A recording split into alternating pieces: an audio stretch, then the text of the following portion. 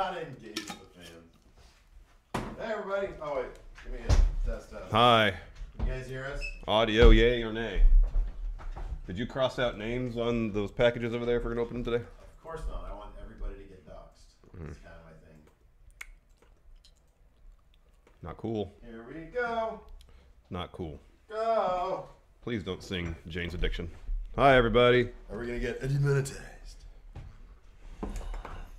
Hello, friends. Hi.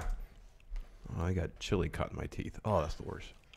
Just food caught in my teeth when I'm trying to do something. I can't stand it. What don't I eat because it gets caught in my teeth? Popcorn. That's what I don't eat because it gets caught in my teeth. Oh, I love popcorn, though. We went to go see that Lady Bird the other night. Yeah, I saw your tweet about it. Good? Yeah, fantastic. We'll check it out at some point. Although I'm not sure how it, like... It's weird seeing Sacramento being featured so prominently. Yeah. In a movie that it could be an Oscar contender. What are some local landmarks that make an appearance? Well, they refer heavily to East Sac. They because it's all set around kind of there. Yeah. Like all the Snooty Snoot kids are there. Okay. So they talk about like the Fabulous 40s and stuff like that. God, I don't know. There's a bunch of it's a Tower Theater in it. Or the Crest. The Crest is because me and Lacey went, oh, because we were married there. Yeah. What about? I think the Tower was in it. The big dumb bridge, that site, you know. Tower Bridge, yeah. Yeah, the bridge. And then the Money Building? Yeah, Money Bank. The Money Bank building. That was there. The pyramid looking one, right? But then a bunch of like the little like sort of cafes and stuff, you know, down there were in there too. Mm-hmm. But it was a good movie. Yeah, I'll check it out. It was cool. I'm typically not huge on... Hello, everybody. Hi. This is the pre-show. Yeah, pre-show. When we're just... I mean, I know we tend to just yap during regular show as well. Yeah. But when we're this casual about it, then usually it's pre-show or post-show. If I'm belching a lot, it usually means it's a pre-show. Yeah. I'm usually not huge on coming-of-age movies, but Greta Gerwig's pretty good. Like, her filmmaking is just... Is that why you don't like Rushmore? No. I just couldn't stand the lead character. Oh, yeah. And honestly, it's not that I don't like it. It's just I can't stand the lead character. I kind of like everything else about it. I just cannot stand the lead character.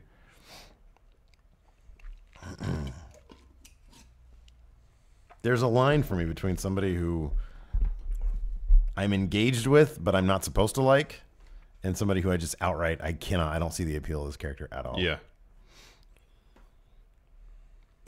Here we go. Oh, please stop singing Jane's Addiction. Go. Now it's stuck in my head. Better that than Creed. I don't know. Max Stolpa, Steve or Larson ever tried green smoothies? Yeah, actually, I have some green juice in your refrigerator. That's my post-podcast treat. Your treat. Uh-huh. That's a good treat to have there. Some grass in a bottle. I just ate a bunch of chili. Stand By Me. Stand By Me's good. That's a good flick. I think you mean the song or the movie? Both are good. I think you mean because it's a kind of a coming of age movie. Yeah, it is. Coming of age movie about finding a dead body. Yeah. Yeah. No, I dug that movie. It was cool. I haven't seen it in forever, but it was a good movie. Which wrestler do you think is being wasted the most? No, here's a question. Milk Queen. Creed or Nickelback? Who's worse? Okay, so here's the thing about Nickelback. They actually seem like decent people who have an okay sense of humor about themselves. I think they are. Okay. Like, I've never heard anything crappy about them. Yeah, but I don't really pay much attention to what they do. Yeah, well, you wouldn't have any reason to. Neither would I. But, like, I don't know. I've seen them, like, I think they had, like, a back and forth with Arnold because Arnold was, like, using them. He was comparing how bad gerrymandering is with how bad Nickelback is. Gotcha. And then they said, hey, Arnold, we hate gerrymandering, too. And it was a very diplomatic, good sense of humor way of so responding. They don't take themselves too serious. Exactly. They're aware of the perception that they're awful. Right, exactly. Okay. I think they're cool with like the memes and stuff. I don't think Scott Stapp, is that his name? Yeah. He seems like he's a mess. Yeah, he is a mess. So, look at this crap. So, I don't know. I mean, who's worse? All their music is crap. Although... one of the one of the over-the-air channels I get, is a music channel, right? Interesting. Music video channel.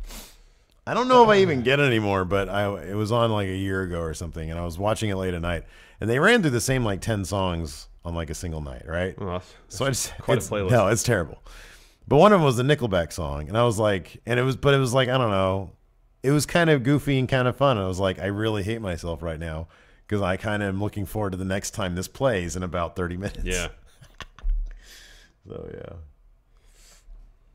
Who's better, Sublime or Mighty Mighty Boss Tones? I think the Boss Tones are probably better, even though I only know the one song. Yeah, no, I'd say Boss Tones. That one song is better than the entire Sublime oeuvre. Yeah, their entire oeuvre.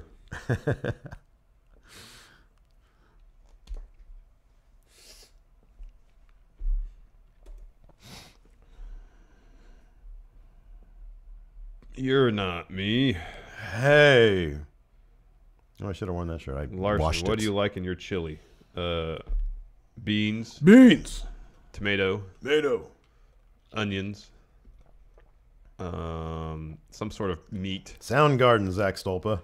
Soundgarden. Yeah, Soundgarden. Although now Smashing Pumpkins technically has the 10 pounds of gold within their ranks. Best car travel sing-along song.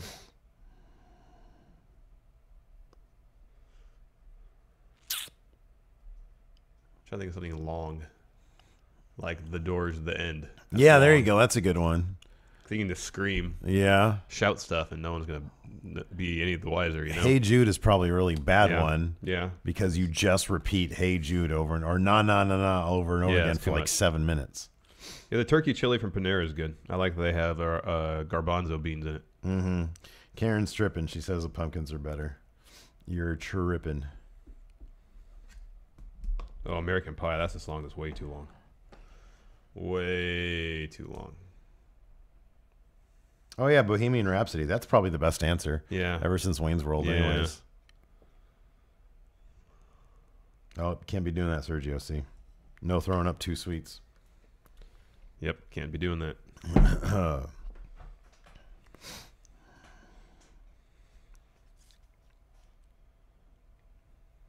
Karen brought out the Steven. She said Steven. Steven.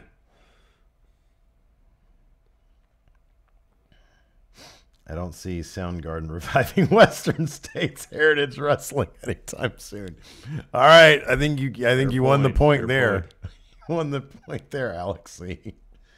Alexi's one of those clever ones. It's still weird for me to hear anybody call you Steven. It's weird for me to hear anybody call you your name. Yeah, I know. Weird for me too. Is it weird? I've always been curious about that, but I've never actually asked you. Yeah, it's weird. It's weird for people not to call you Larson. Yeah, that is weird because sometimes you introduce like when we're in professional situations, you introduce yourself. Yeah, I know. Yeah.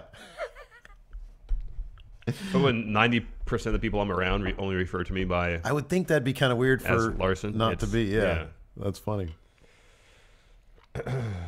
Excuse me. So Bad Wrestling's going to go up next week. Yeah. So going up, do you mean going up as in It'll air a week from today.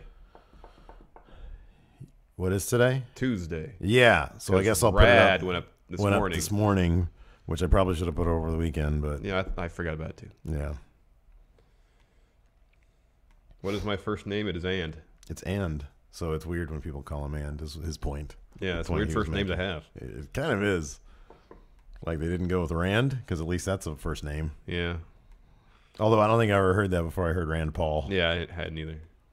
I assume that's just short for like Randall. Or maybe not. I don't know. If my name was Randall, I wouldn't go with like if I didn't know about Rand Paul that it was a possibility. The last thing I'd think is just call me Rand. I know. Usually it's Randy. Yeah. Yeah. Right. Yeah. Randy. Now I want to know. Rand Orton. Yeah, that's weird. Is NXT next week a one-shot, or is it going to be a fixture? Oh, it's just going to be... So USA's doing a WWE yeah, his week. name is Randall. Oh, what is it? Yeah. Well, he should go by Randall then. The USA's doing a WWE week. Yes. Where they're going to have that. They're going to air like some Rock movie, some movie with The Rock. Journey 2. And then, yeah, okay. And then what's going on Thursday? I don't remember. A tribute to the troops. That's right. On a boat. So we might get like a Yokozuna body slam I'm hoping. moment. I hope that happens. Top 5 things to happen on a WWE boat. Number 1, Yoko's going to get slammed by Lex Luger. Yeah. Number 2, Lex Luger showing up in a helicopter. Yeah. Yeah. Number 3, Joey Styles punching out JBL. I think that happened on a plane, though. Wayne Maker. Constantly sweaty armpits or itchy butt crack? What's worse? I would say constantly sweaty armpits because you can try to mitigate it a number of ways, like just super layers of deodorant. Yeah, I'd prefer that one too. Yeah, me too. They use the term NXT premieres. Well, it's the first time it was on USA, so technically they're right. Yeah, technically it is actually premiering. Andel Larson. Andel. Oh, yeah, there you go. That's his actual. Thank you, Karen, for explaining. It's actually his first name. Broke Andel. She broke kayfabe for you. Andel Larson. Did you see Garrettson's tweet at Kovic? I miss the IGAs. You should bring him back. No. Yeah. I miss the IGAs too. Yeah, those were fun. That was fun. Do you think Elias will be a tribute to the troops? I hope so. He should be. Dude, that interchange between Elias and Kurt Angle last night was great. It was good. Raw as a whole was fairly good. They seemed to have a lot of energy last night. The show had a lot of energy. They're doing a much better job of interweaving narratives. I know, they are. That's something SmackDown used to do really well. Now they don't seem to do it all. Are we doing patron shout-outs today? Yeah, I actually have them all loaded up here. I don't know the last time I did them was, though. What's your name? True Bud Ryan Spencer. Let's see if you're in today's shout-outs. Oh, Chris Kimmel said Ember Moon is that tribute to the troops. Oh, that's cool. Oh,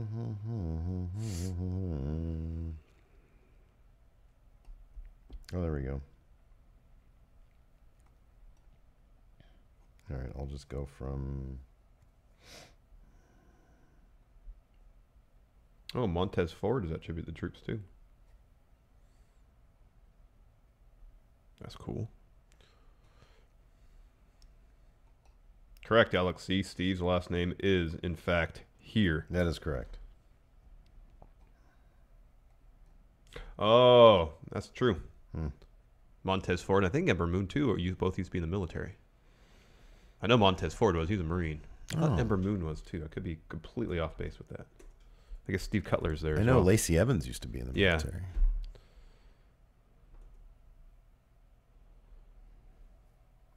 When are their care packages being sent out? The first 9 went out today. So over the next 2 weeks, I'm hoping to get the vast majority of them done. Well, maybe Ember Moon wasn't in the military. Oh, okay, Milk Queen, that's fine. I'll still give you a shout out probably because I think you did show up as a new patron.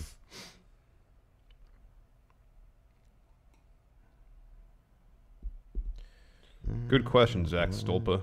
Chicago gets the Christmas Raw and SmackDown. Which one should he get tickets to? Troy Edward, your Carmella card. Right now, Raw. I packaged your Carmella card. I think I think it actually went out today. I think I literally sent it out today. So you should be getting it soon. It was sitting. I'm sorry, it was sitting around for a very long time. Wait, no. I know it's either packaged or it's been sent out. So regardless, it'll go out either tomorrow or the next day.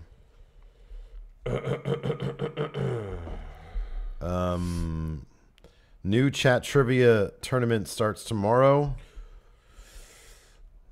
I mean, kind of. We got to decide whether people who have won before are still out of the running. I mean, that was the thing from the beginning. Yes. Like, they can participate, they just can't win. Yeah, they've already won. They've already won. And they lost in the second round. Right. So they're eliminated. Yeah, they're eliminated. Yeah. I mean, they can participate and have fun and answer the questions if they want to and prove their dominance, but they just can't win anything. Yeah. Only the people who haven't won anything can win something. Yeah. That's a good point, Alex. See, I think they've already announced that Daniel Bryan's going to be a guest referee for the AJ Styles Jinder Mahal WWE title match at the SmackDown the day after Christmas. So maybe go to that one.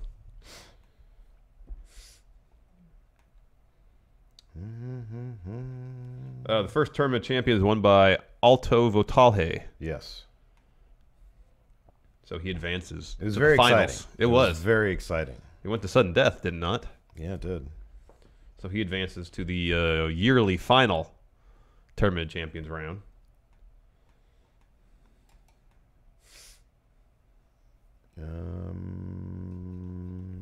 Are we going to have a company Christmas party? A company Christmas party? Who's going to go? Well, we'd have to invite each other. What date is it? Well, so I'm bringing up the conversation now, so we I decide these things. things. I can't make it that date, so it's just going to be you. More Jubilee for me. There you go. Holiday beer. I'm going to get some of that St. Bernardus Christmas ale. I think that stuff's the best. Troy, send me a... I should have actually sent you a message. Just send me a DM on Patreon. I'm going to go see if it's out there real quick. I'll be right back. Because why not? Why not take care of business right now? Woken Matt Hardy's ceiling is probably Intercontinental title.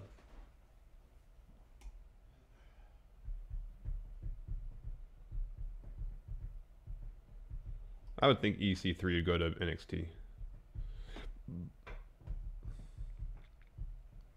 Yeah, we'll do a reaction stream for Clash of Champions.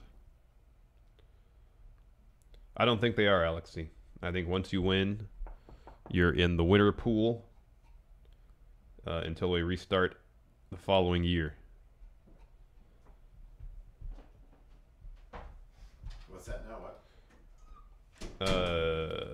Oh, that's a good idea, Nicholas Grothkirth.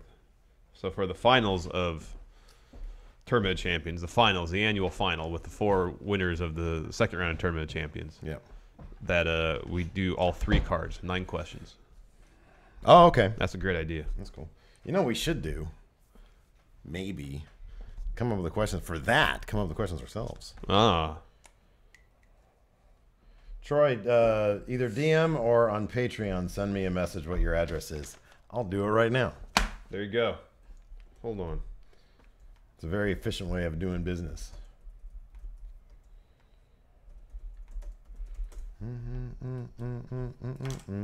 You sent it to me where? Oh, here it is.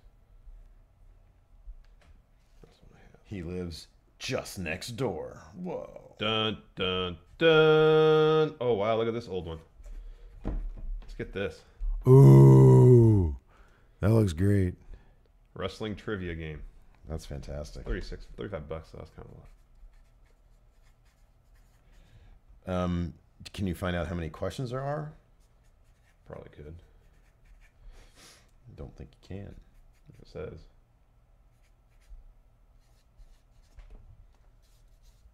Doesn't appear to say. Customer review.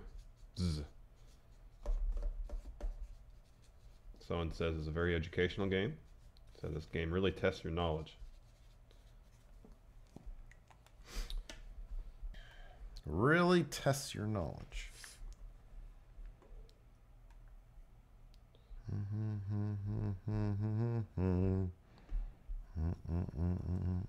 How many chat trivias will there be for the Tournament Champions? There should be 12, right? There should be, yeah. We had like 17 last time. Yeah, that's because it's the way things happen. We had 1 week where 2 people won. All right, Troy. It's ready to go. Apparently that's our only other option for wrestling trivia that I can easily find. That's $37. Oh, wow, the one I have, $100. Wow. Oh, no, it's from 31. It's a bummer all the cards are stuck together. Yeah, I don't know who came all over them. It's pretty gross, though. It is gross. I don't know who's coming up in here and ejaculating all over my freaking cards, man. That is disgusting. It's gross. I don't need to blur out. Oh, there's a DVD board game.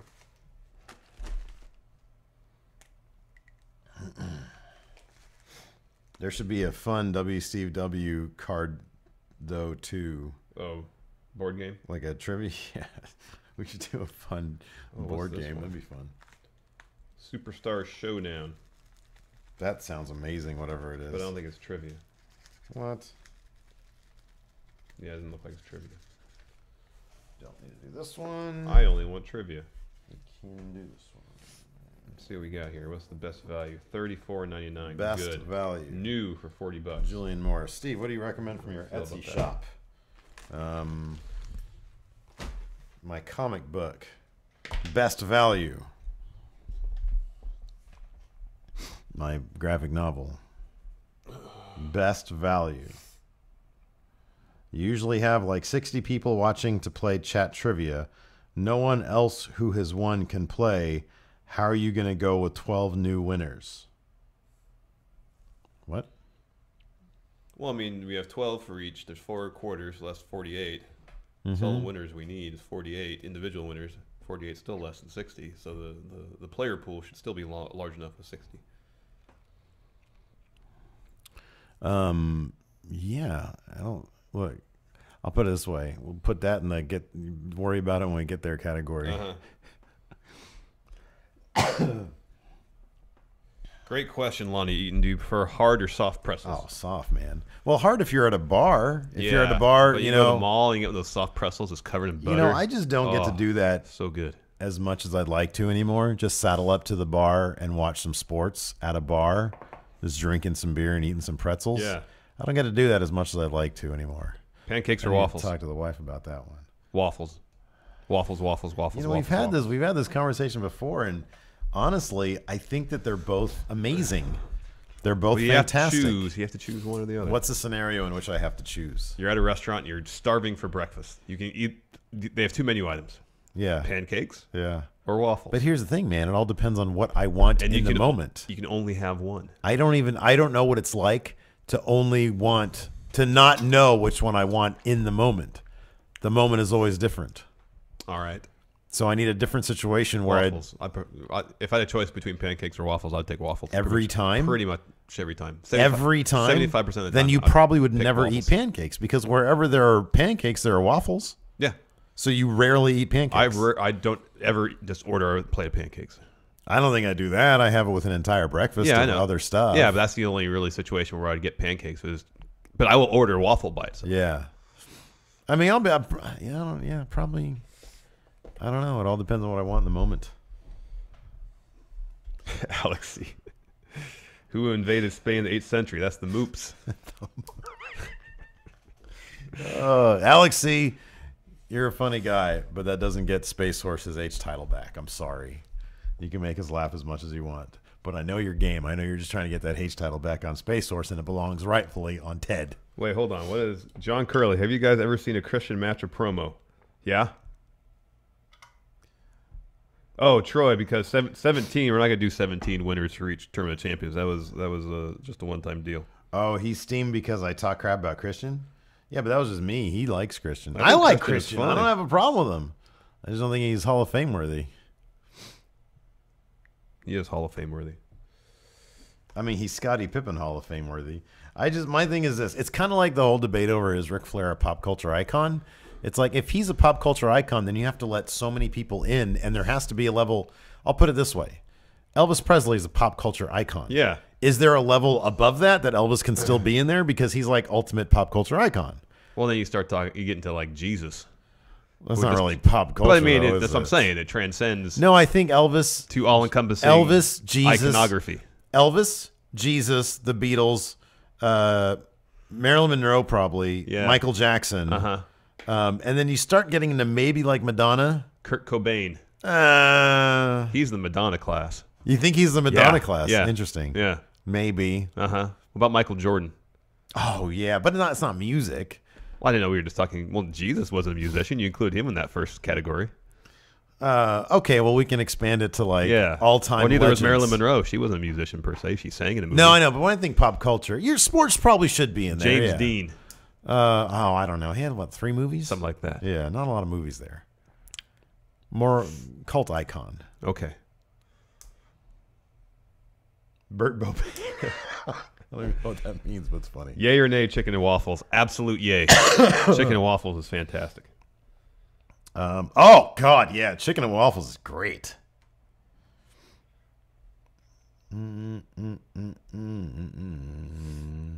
then, Waymaker, you can keep on playing, and the point is eventually it will only be you eligible to win.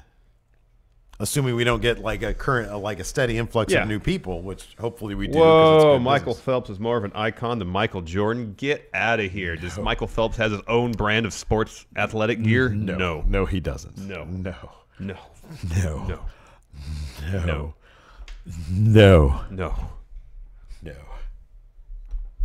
Is Rad Wrestling going to pick up, of course, new talent? Yeah. It's always on the lookout for new talent. On the lookout. New talent. For new talent. What was that? Wow, Alex C's calling out Mecha Santa. Alex C. I'm sure Space Source does want Mecha Santa. A lot of people want Mecha Santa, but he's Mecha Santa. You know, any old Joe off the street can't. What are you looking at? No, my stream was a little on the weird side. Oh yeah, Wayne Gretzky is a hockey icon. He's a hockey icon. In Canada, he's an icon. I mean, honestly, here's the litmus test for me. Mom, do you know who Ric Flair is? No. Do you know who Elvis Presley is? Yes. Okay, good. I mean, that's kind of what it is. What does Steve's mom know? Listen to this. Dennis Rodman is the icon. He made Jordan and Pippen better players. Jordan won 3 titles without Rodman. I think he made everybody better players because he was a rebounding machine. But I'm not going to say that's like saying Robert Horry is the greatest champion of all time because he won like what 7 rings, 7 rings or whatever. Yeah.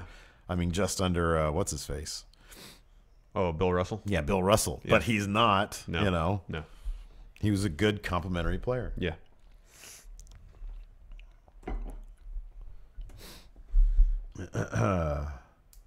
An emotion vital. An emotion vital. Would Messi be an icon or Ronaldo? Who's considered the greatest soccer player in the world right now? Oh, dude, I don't know. Rooney. Is he still playing? No. It's Beckham. I know he's retired, but is he still considered an icon? Posh Spice. I don't know. No idea. Muhammad Ali. He's an icon. Oh, Elvis tier. Yes. Like God tier. Yes. Elvis tier. Yes. Is Muhammad Ali. Yes. Give me a break. I'd even consider maybe Andre the Giant. Yeah, maybe. Because for a time he was. Yeah. He was up there. Yeah. Hulk Hogan, pop culture icon. Oh yeah. Yeah. Right. Yeah. Because he was like, yeah. What about Stone Cold? No. Stone Cold's in the Ric Flair tier. Yeah. Yeah. And that's okay. What about The Rock? Oh, he's getting up there. Yeah. Like, yeah.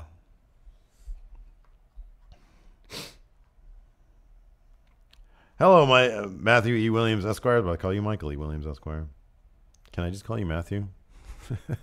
Matt. Can I just call him Matt? You don't want to say Matthew E. Williams, Esquire? I like saying the full name. It's such a mouthful. I know, man. but I love saying it. And I feel like by this time we're probably on Matt terms with him.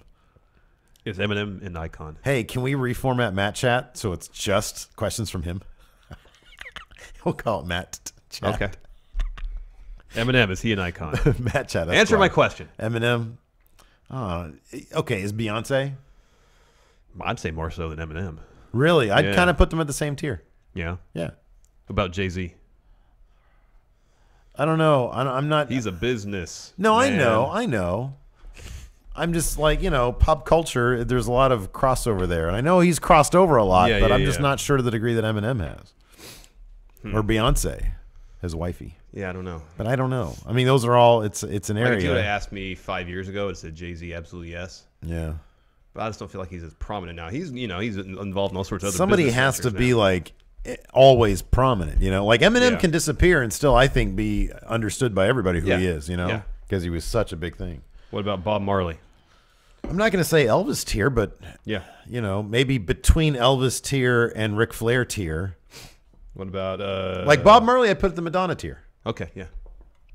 What about Tupac? Probably Madonna tier. Because he's up there with Bob Marley. Yeah. Oh, David Bowie. I feel like there's a tier just for him between Elvis and the Bob Marley Madonna tier. Yeah, I think so. I feel like there's a David Bowie thing. It's kind of David Bowie and Mick Jagger, maybe. Oh, I give the edge to Bowie in that one. Bowie and who then? Because I feel like there's another person we're missing that isn't Bowie. I don't know. He was such a... Elton John. No. No, really? No. Big icon. Oh, well, something like Prince. Prince. Thank you, Matthew Williams, Esquire. Thank you, Prince. Yeah, without Jay-Z. Bill Gates. Without Jay-Z, there would be no Brooklyn Nets. There'd be no Barclays Center. There'd be no Rockefeller Records. There might be no Kanye West. Oh, that doesn't matter. That doesn't matter. That doesn't feed into his icon status whatsoever. No, it's visibility. It's what is that? Q score, whatever it is. Yeah, people know who you are. Yeah, I'm sure that because of those things, more people might know who he is. Yeah, that would improve his Q score. But Madonna never built an arena. Oh, I know. I'm not saying that's the lone criteria. I'm just saying that's criteria that's there's a Jay-Z's lot of business favor. people out there who've done a lot of things that nobody knows who they are. Springsteen. In the 80s, he would have been up there. I want to say he might be. I mean, dude, everybody knows his name. You can say Bruce. You can say the boss. And you know it, like you say Bruce, you say the boss, or you say Springsteen, and you know exactly what you're talking about each time. Yeah. So probably Madonna tier. Yeah, I'd say Madonna tier, yeah. Kanye, not. I think Kanye had the potential to be Madonna tier, but I know he's too weird now. And then he got all fat or something. It's weird. I don't think he got overweight. No, he did get overweight. Well, no, he I don't know if he's permanently he put there. some weight on, but I'm not. I don't know if he's Kanye overweight fat. per se. What would you say is the age requirement for?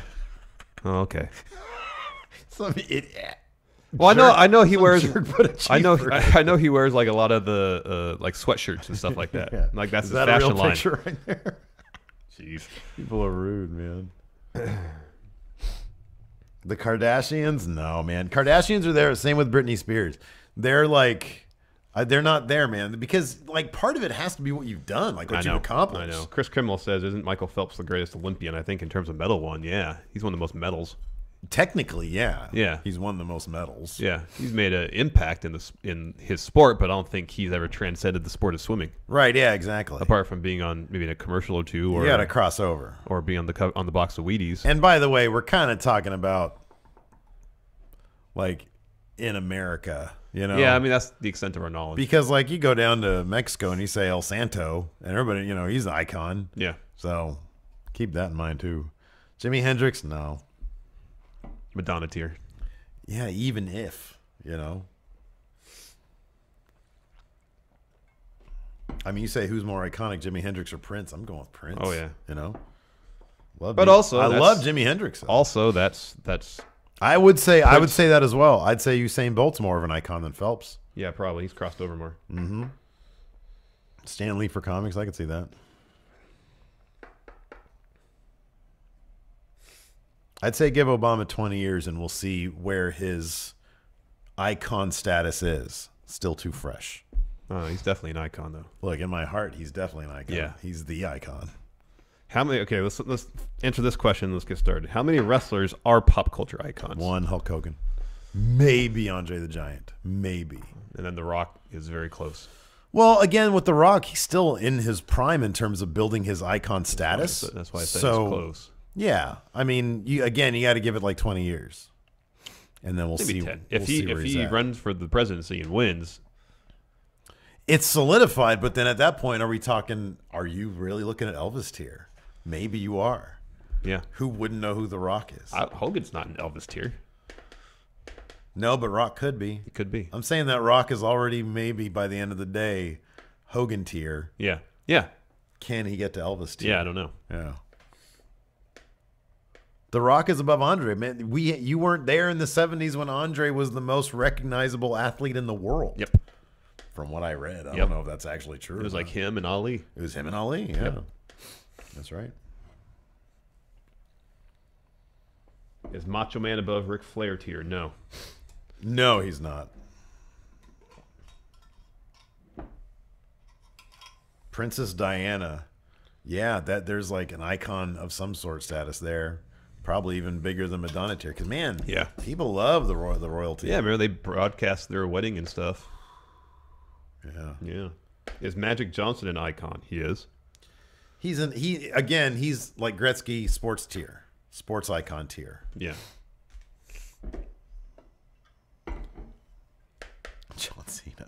John Cena. He's Flair tier. All right, we're going to get started. Yeah, we're going to get started.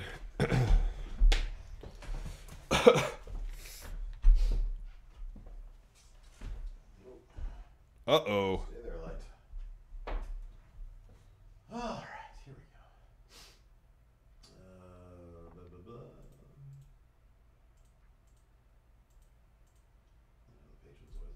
Be a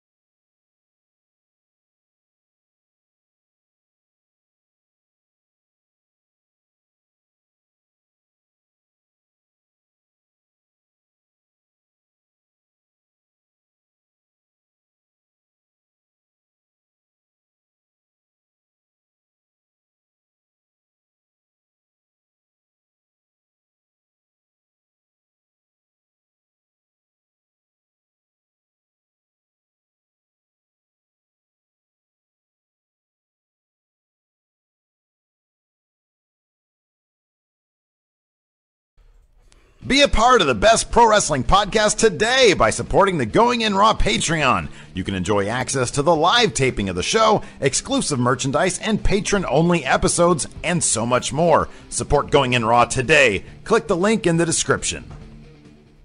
This is the glorious one, Bobby Roode, and you're watching Going In Raw.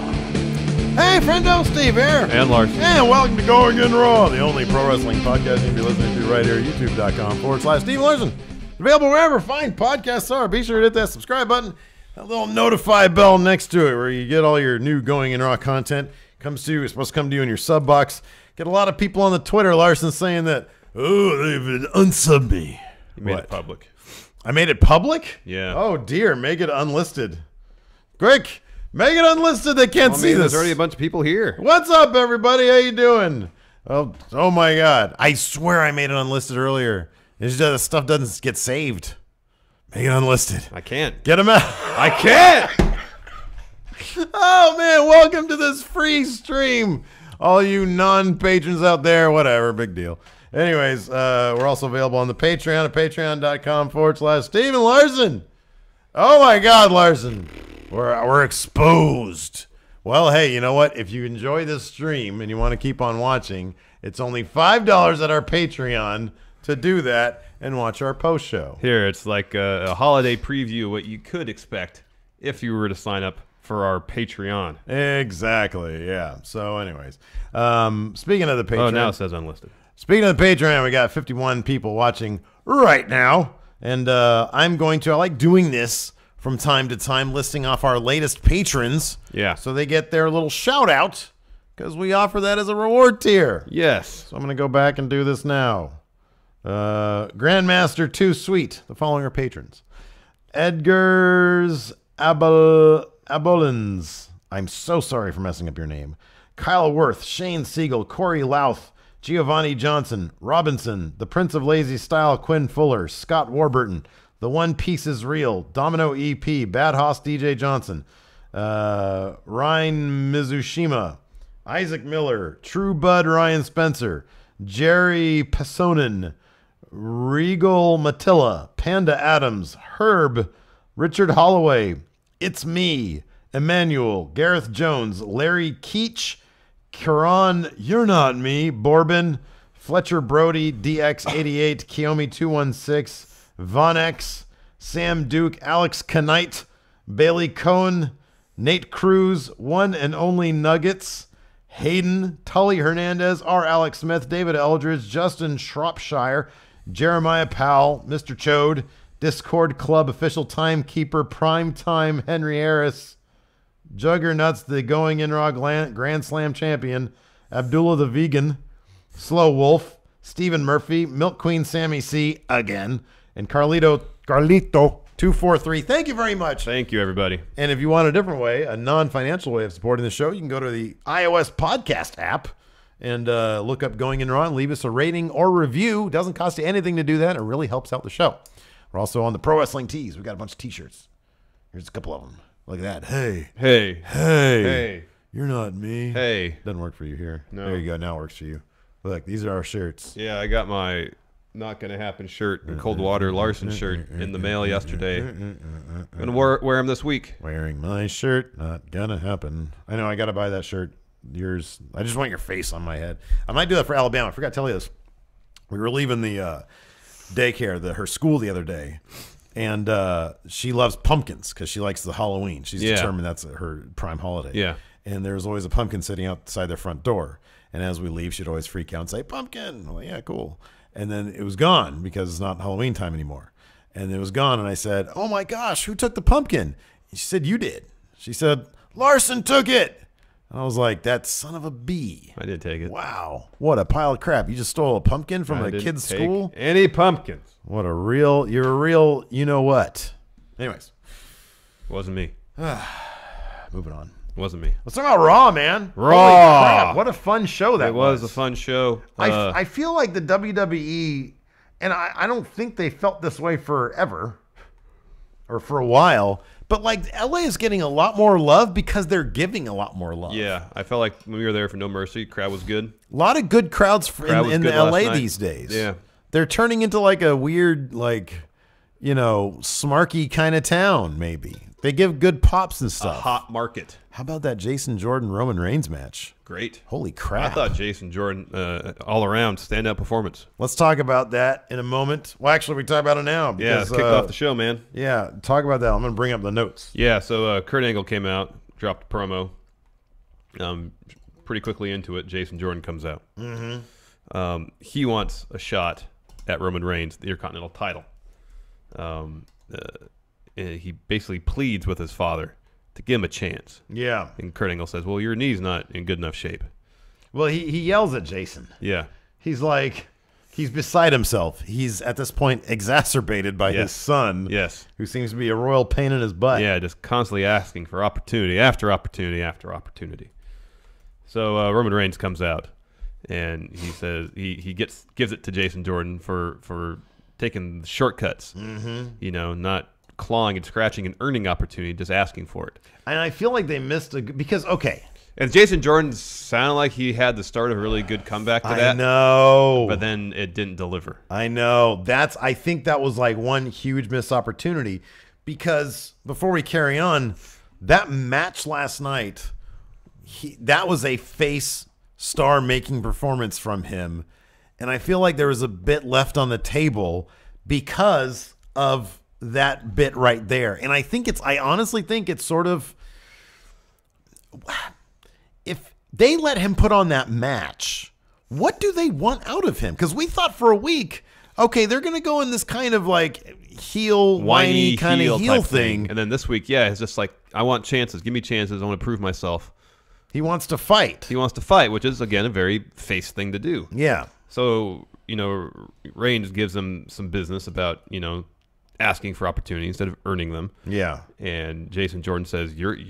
He laughs him off. He says, "You're telling me this?" Right. And instead of saying something like, "You've been given every opportunity you've gotten. What have you earned?" You've been handed everything on a silver platter. Everybody here knows it. Yeah. He said something like, "You're the poster boy for what executives here in WWE want." Yeah, exactly. Which is kind of not the right way to put it because you're kind of like, I understand. We both agree that that's, I think, what they were getting at. It just wasn't written well enough. You see what Cena did with Roman, and that's exactly how it should have been done, and it could have been, you know, reiterated here, maybe in a different manner. But maybe they kind of, now that they're hoping that the tide's turning on Reigns getting over as a face, they don't want to bring that up again. Maybe. Yeah, maybe they just lobbed him. They're trying to protect him in promos now. Yeah, but my God. I mean, here's the thing about Jason Jordan. I mean, look, we've said it a million times. He's fantastic. He's a fantastic wrestler. His promos leave some to be desired, although I don't see him flubbing his lines or anything. No, I think last night, performance-wise, he did really well. It was just that line, and I'm sure that was written for him. So you can't really blame him for a badly written line, per se. Look, it wouldn't be the first time the WWE was kind of indecisive with how they wanted to approach somebody. Yeah. And this does kind of seem to be that case because the match that he gave us last night had that crowd in the palm of their hands. Yeah. It was really, really good. It was another match that, and I guess this is going to be the struggle that we've sort of talked about Roman needing. Roman, he ekes out his victories every time, but he does it cleanly. Yeah. And he can't get pinned. Yeah. And so that'll be his road into WrestleMania. So Reigns is ultimately completely dismissive of Jason Jordan. Says, I don't want you tonight. I don't want to face you. I want to face Samoa Joe. Yeah. Out comes Joe. And he's just mocking the two of them in the ring. Right. Talking trash to each other. He wants to fight. So he accepts Reigns' challenge. He said, Reigns, I'll give you 5 seconds to change your mind. Yeah. Counts it down. Oh, the crowd was super into Joe. Oh, yeah, big time. How can you not be? Joe is the best. Joe. We love Joe. And so he gets to the count of 5. Reigns doesn't change his mind. He said, all right, coming down the ring. Yeah. And then Jordan gets back on the mic and says, no. I came in here and came up to Roman Reigns' face and challenged him man to man, and you, Samoa Joe, resort to sneak attacks. Joe talks some trash about Jason Jordan. Jason Jordan suplexes Roman Reigns. That was great. Yeah, and then Reigns gets the mic and says, okay, no, I want Jason Jordan right now. Yeah. And that's what we get. Yeah.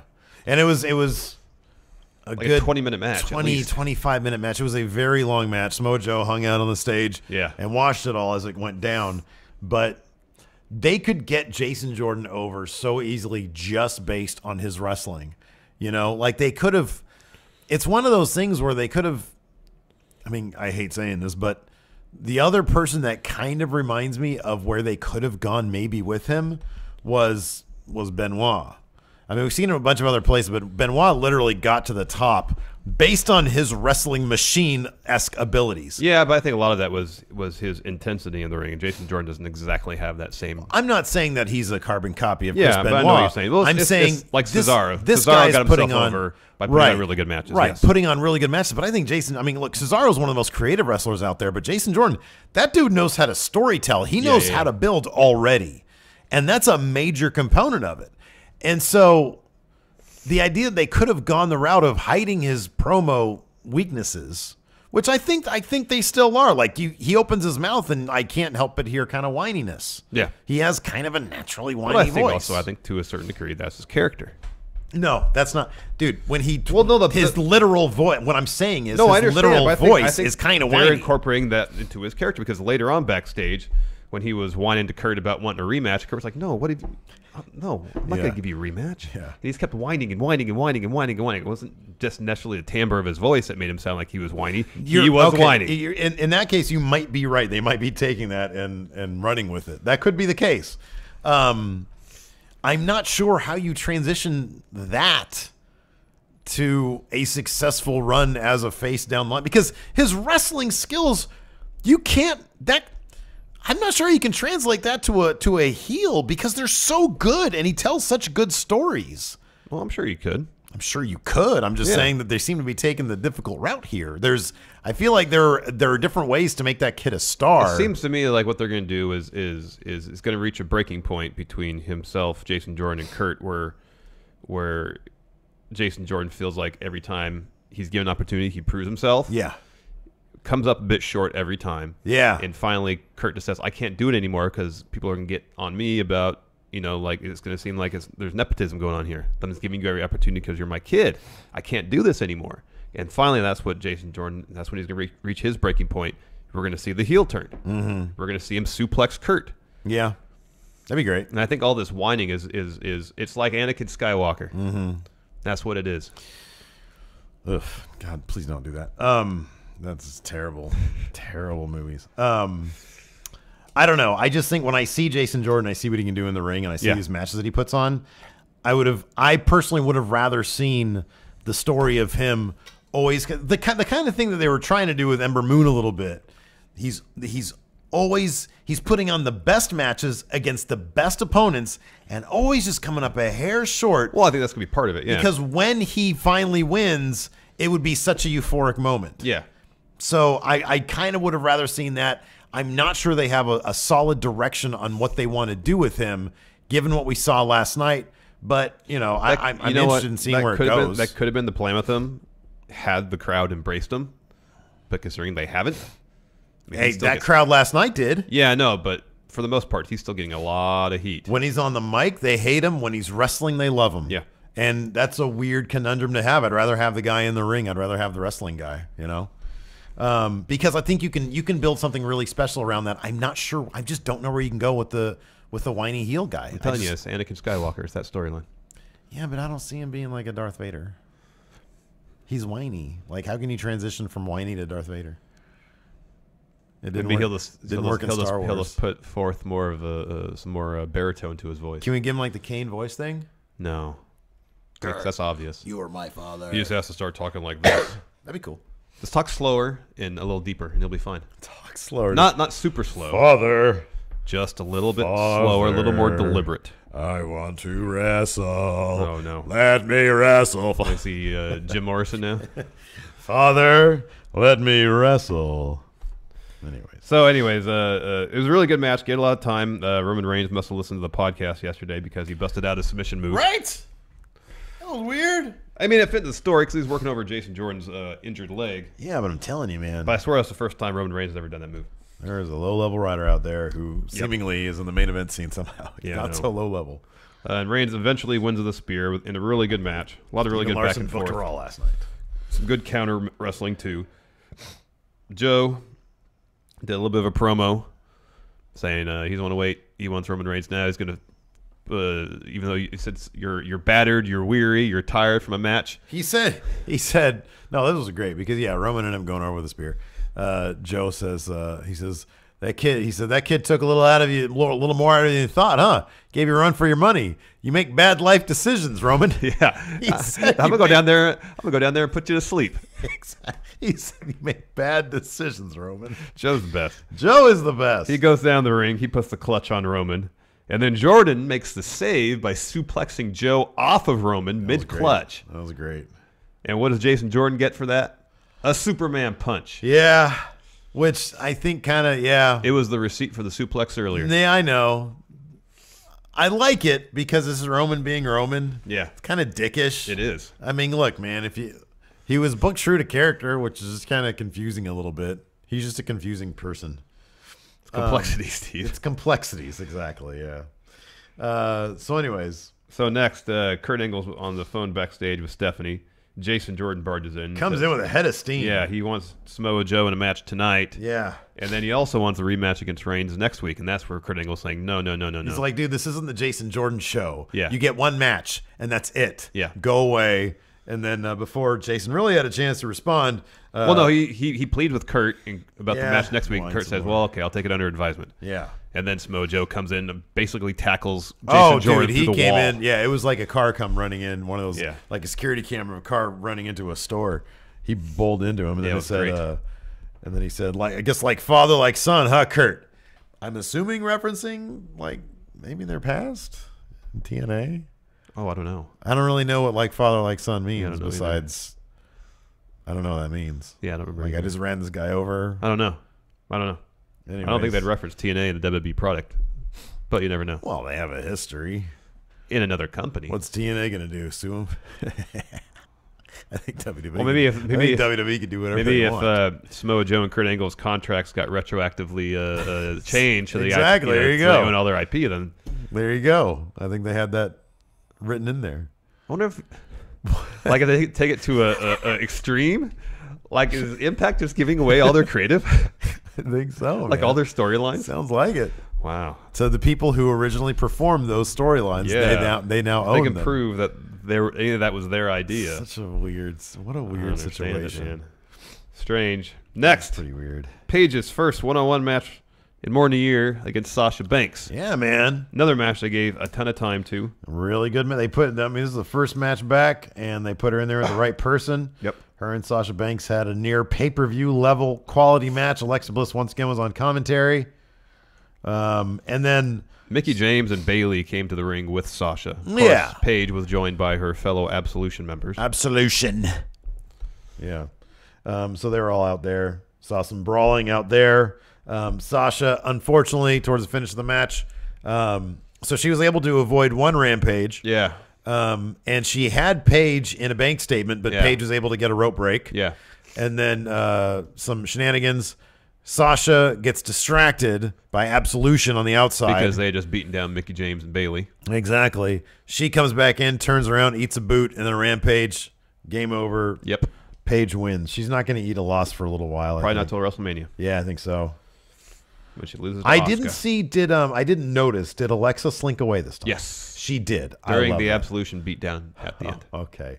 They didn't show it, but Michael Cole said, and Michael Cole was giving Alexa crap the whole time about hightailing it out last week. Yeah. It was pretty funny. No, and then she was like, Booker, you know what I did, right? He's like, oh yeah, you got to call your shots. Or not call your shots. You got to pick your battles. Something like that. I love Booker. The character work from commentary is great. I don't know. Look, man, I know a lot of I've seen a lot of comments talking crap about Booker T. That's fine. To each their own. I think he's a national treasure. He's fantastic. He's Elvis icon. Yeah. He's up there. Ric Flair, not pop culture icon, Booker T. Yes. And Stevie Ray, both pop culture icons. Well, I think I wonder. Harlem Heat, Michael Jackson, Elvis Presley, and Marilyn Monroe. I wonder if some people just prefer commentary that calls the action in the ring. And the interplay between Corey Graves, Michael Cole, and Booker T is so good. Yeah. It's like they've completely transformed what commentary is. Their characters just as involved in the action as the wrestlers are. Oh, and because they have the right group of people, for me, it works. Me too. It's all about character. And I totally get that it's not everybody's cup of tea. That's totally fine. To each their own.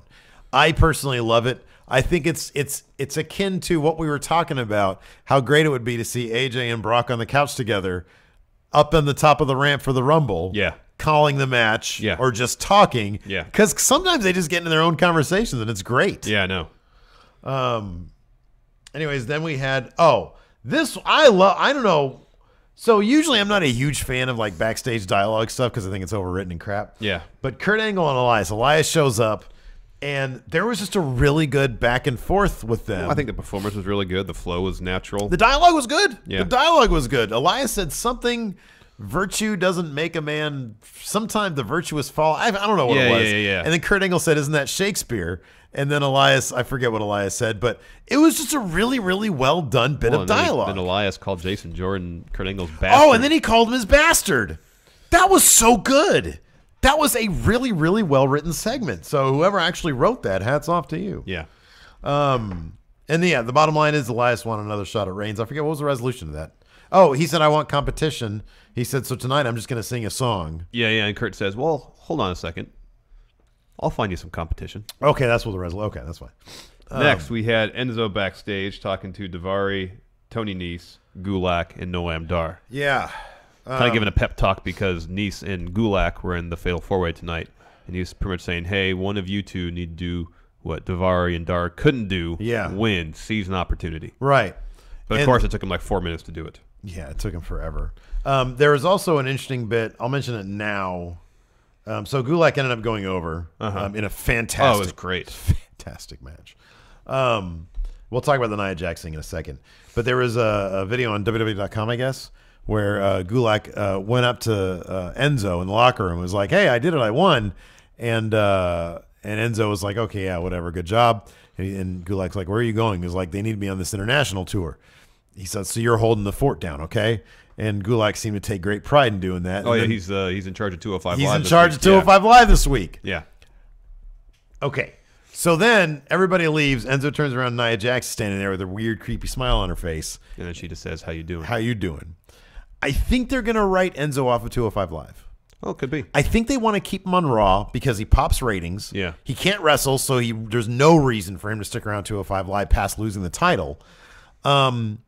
And I think he might end up being Nia Jax's manager. I don't think they're going to do the romantic thing that this seemed to be setting up. Yeah. I would really doubt that they're going to turn Nia Jax from a monster into somebody who would get involved in a storyline with Enzo in a romantic way. Yeah. It doesn't make sense to me. No, it doesn't make sense. But I could see her possibly saying, because it doesn't make sense, it makes it more likely that WWE will do it. I mean, look, man, I'm trying to find some silver lining. lining. I prefer your scenario. Some possibilities. I don't see what justification they would have to write Enzo off if he is helping 205 Live perform better.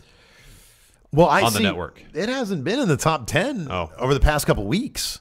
So I don't know that maybe his presence there was maybe a flash in the pan for the show. And maybe they're thinking, well, if we want to do this live tour thing. Maybe it was actually Kalisto who was popping the ratings. Yeah, I don't remember if I said that as a joke or if I was actually serious about that. I don't know. We don't have. I mean, all we have is the timeline of that storyline. Yeah, I know. That up to the ratings. I know. And even that is kind of just circumstantial. It's not conclusive proof of anything. I wonder if so they sent that survey thing out. Yeah. Maybe they got some good feedback from that, and maybe they're decided to take this on like in a more wrestling. They've got some. They're really hitting a great stride right now, especially with Drew Gulak, who I honestly think is going to turn face and win this title. Oh, could be. That's my new theory on this, because that PowerPoint presentation thing people seem to love. Yeah. It's getting over. Yeah, he is absolutely next to Enzo.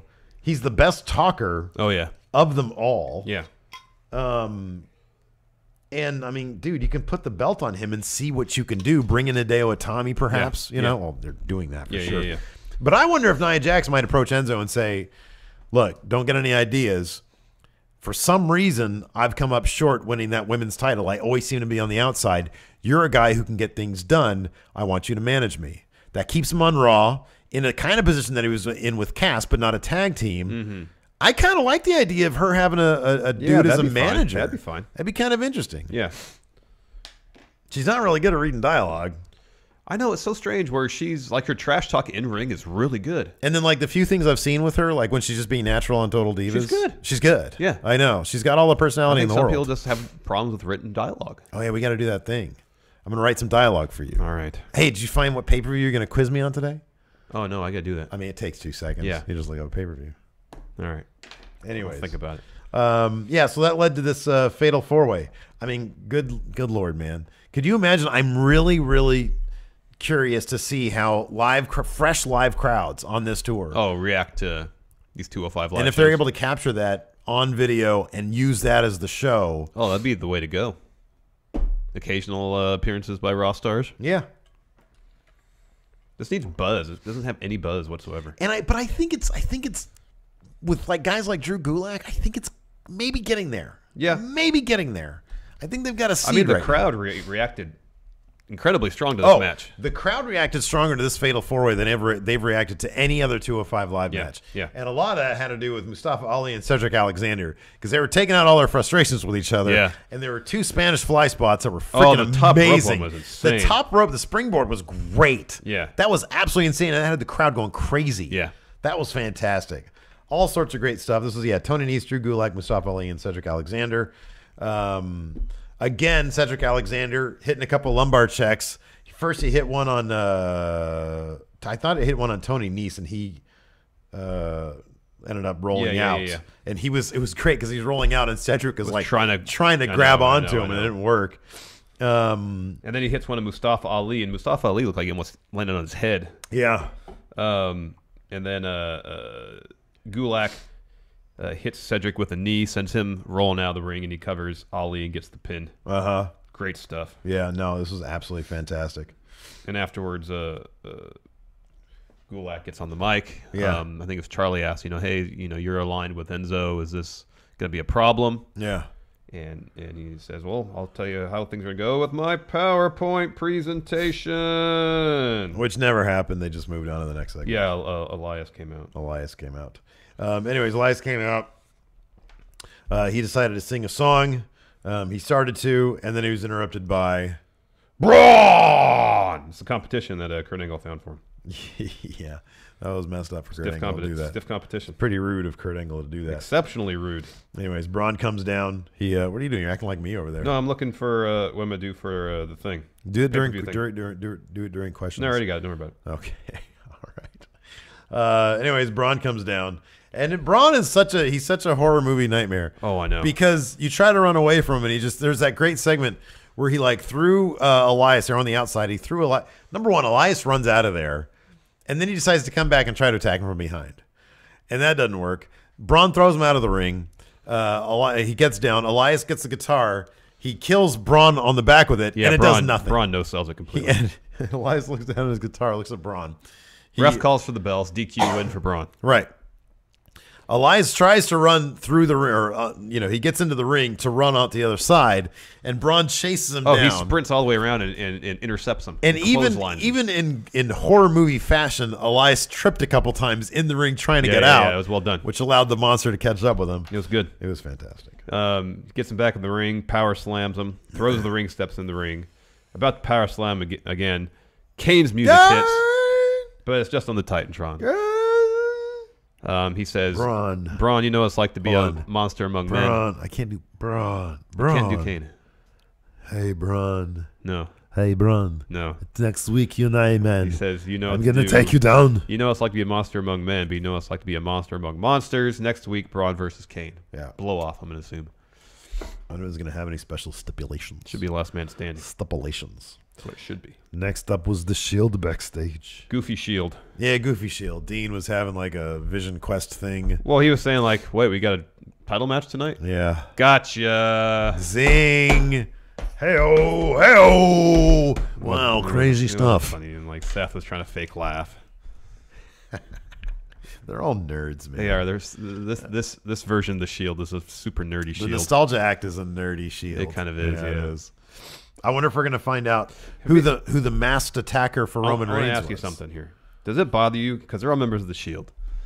And when they come out for Shield matches, all three of them, they're in full Shield gear. Yeah, but when they come out, individually, they're not Shield. Yeah. They wear the shirt, but they come out in their individual gear. Does that bother you? No, not at all. It really bothers me. Really? Why is that? I feel like they should, if they're the Shield, they should be all Shield all the time. Because back in the original Shield days, when one of them had a match, they'd all come down together and they'd all go through the crowd and they'd all be in Shield gear. Yeah. If you're Shield, be Shield. Well, it kind of reminds me of, it always kind of bugged me. I see what you're saying. It always kind of bugged me when Shawn Michaels was DX, and I didn't really know what the precedent was for him coming out to HBK music or DX music. Oh, it should be, if he's a member of DX, it should be DX. Right, but because DX would have tag matches. Yeah. Then it's like come out to DX. But then if it's just him, shouldn't he be coming out to just him music? No, if he's a member, it could mean like apart from Hogan was the exception. Didn't everybody else in NWO come out to NWO music? Yeah, that's how it should be. If you're in a faction, come out to faction music. Yeah. That's just how that's how I. Yeah, feel. but I mean, I see what you're saying, but I'm trying to think. Okay, so at least this. Okay, you're gonna wear your individual gear. Yeah. It still bugs me at this point that Rollins and Ambrose have separate entrances when they're a tag team. They haven't. Yeah, that's something they botched. They didn't figure that one out. But okay, well, you tell me what would be better then? Then have them come out as Shield. But what if Roman's not there? They're just coming out to Roman's music. That's fine. No, because it has the call letters beforehand. So yeah, I know. Music. But after the call letters, this is Roman's music. Well, that was a botch on WWE's part when they broke them up. You're exactly right. That was a botch on WWE's part when they broke them up. You're exactly right. But anyways, because in the olden days when the original Shield was around, that's what they would do. Yeah, they'd come in through the crowd to that music, and Seth would do his flip over the barricade. But here's the thing, man. They got to sell their merch. Rollins has his own shirts he wants to sell. Ambrose has his own shirts he wants to sell. But they're just wearing Shield merch. No, sometimes Rollins wears his shirt. But last night he wasn't. They've all established themselves. You noticed last night the Burn It Down was back? Yeah, I know. It was a file mix-up. It was a botch. I think it was Alex C. It was a playlist botch. Who said the file names are probably similar. Yeah. It probably is just a difference between V1 and V2. Right, exactly. And like the little window was too closed in. And so, so it was like, okay, this is a coin flip here. Exactly. And then there's no Burn It Down, and Vince probably he chose the second one because he thought it was V2, but it wasn't arranged by name. It was by last played. By last played or date. Yeah, there you go. Yeah, last played, exactly. So V2 was actually the one on top. Correct. All right, next match, Asuka versus Alicia Fox. Asuka had a little promo before the match, a little picture-in-picture. Oh, I loved it. I love that she's still wearing the captain's hat. Oh, it's great. She says, look at me. I'm the captain. Anyways, I love Alicia Fox. I think she's great. Oh, she's fantastic. She's so cartoonish. Anyway, she went in there and got her ass whooped by Asuka. Yeah, she got some offense in. She got some in, more than Dana Brooke last week. Oh yes. Dana Brooke got 0. She got 0. It was great. None. I can watch that as a GIF endlessly. Her just like spinning around and them doing like a twist. It's interesting that they seemed, granted it's a small sample size, only the last 2 weeks, but the Asuka lock is not a finisher anymore. They're just doing the cross arm breaker. Yeah, I know, but I loved it. It looked great. Oh, it's more dynamic. Yeah, it is. It looks fantastic. It come out of nowhere. It's awesome. Yeah. So after the match, Absolution comes out, surrounds the ring. Asuka leaves.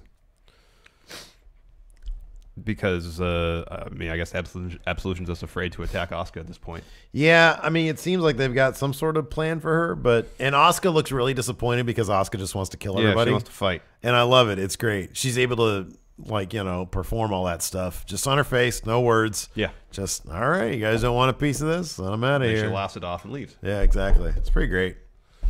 Paige picks up the mic, drops a promo, and says, Alicia Fox, you're my best friend. I love you. Oh, I loved this. I'm not going to hurt you. Yeah. But Mandy and Sonya don't exactly feel the same way. Yeah. And I loved it. They come in and then beat the heck out of Alicia Fox. Paige is so good as this, heel person who's just like, oh, I love it. I think, and she's so good on the mic. She's like a freaking movie villain, dude. Yeah. She's like a movie villain. It's great. Next, we had Finn Balor versus Bo Dallas. I want to ask you something. Okay. Finn Balor was doing a lot of smiling last night. Oh, yeah. And it seemed genuine, like he was really happy about something. Yeah. What could that be? He just found out that he's going to face Brock Lesnar. No, how about this? That's what I thought, dude, too. He got on twitch.tv/Stephen Larson and watched Stephen Larson book her off. Oh, there you go. And he saw how the Demon Balor beat. Yeah. The beat. Oh. Dude, come on, man. Sorry. You're spoiling it. Sorry, check it out next Monday. Check it out next Monday on YouTube, or you can check it out right now on Twitch. Yeah. We got a skit on there, too. No, he did seem really happy. He had super win face, but it did seem to be a bit more than that. It's kind of bugged me, though, because he has a new jacket with no collar. Yeah. And his entire thing is popping his collar. He still does this. Dude, you can't. No, he still. He okay. Dude, you don't do this with the lapel. No, there's a little bit of a collar. No, dude, it was like. It's about that. It was this. Yeah, that's what I'm saying. You can't pop this. You can't pop this. He still does this to that one side of the crowd. Yeah, that's cool, but nothing is as cool as this. And he popped the lapel, and it just falls back down. Remember Adam Cole's leather jacket? Yeah. It was terrible. It was all floppy and dumb. It was like a sports coat. Yeah, I know. It was horrible. That's not cool. And I kind of feel like Finn was close to that. No. Popping the collar. When you've got a collar that looks like that, it's cool. The popping the collar is too much of a Fonz thing for me, honestly. The Fonz was like the ultimate and cool. Yeah, I know, but that was also supposed to be in the 1950s. When's that on the icon list? The 50s were cool. I mean, come on. Not like in real life. 50s were terrible. Yeah. But in pop culture, things were pretty cool. Come on, man. Brando. I like when he does this. James Dean. It reminds me of Emperor Palpatine shooting lightning. That's maybe the least cool thing you've ever said. That's horribly uncool. He's not cool if he reminds me of Emperor Palpatine. No, it's just nerd. his hand like this. When I see anybody with their hands out like this, I think, oh, he's going to shoot hand lightning. And hand lightning is cool. Okay, if he shot hand lightning, it'd be kind of cool. It'd be awesome. It'd be also kind of nerdy, though, right? Anyways. He fought Bo Dallas, who came out to the Miz's music. Guess who won this match? Not Bo Dallas. No, not Bo Dallas. The battle of two former NXT stars. Exactly. Finn Balor came out on top. Yes, Finn won with a coup de grace or coup de grace. They change the name of it every week. Oh, did Corey say something different this time? No, it's Michael Cole. Michael Cole says coup de grace. Yeah. And Corey Graves says coup de grace. And I think the latter is correct because coup de grace would be G-R-A-S. S, yeah. Whereas it's not spelled that way. It's spelled like grace. Is coup de grace is spelled like that. Is this spelling of it actually like a word in French? Yeah, it's grace. It is grace. I believe so. Okay. Well, I don't know. I don't tell you. Next up, we had the debut of yes, wonderful Woken Matt Hardy. Yeah, coup de grace. There you go. And so it was Bray Wyatt. It started with a Bray Wyatt promo, and he was talking about. Probably can be either. Yeah, that's what I've heard too. Could be either. So everybody's right. Yeah, everybody's right. Everybody wins, baby. It's a dusty finish of pronunciations.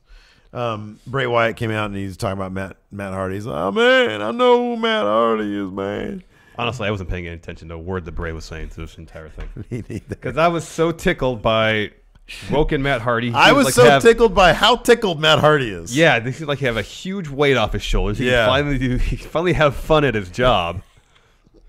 He finally is out of nostalgia act territory. Yeah, and you can tell that he's actually enjoying himself. So it was a bunch of the broken Matt stuff, and he said, I've been woken, the celestial being what, all that crap. It was great. And they'd go back and forth, and Bray Wyatt was down in the bowels of the arena, as he always is. And they do like a glitchy transition. Yeah, and then Matt Hardy, a cheesy, glitchy transition. Looked like he was in some sort of heavenly domain. Right, but it was like completely like normally lit. Not like color timed or anything. No.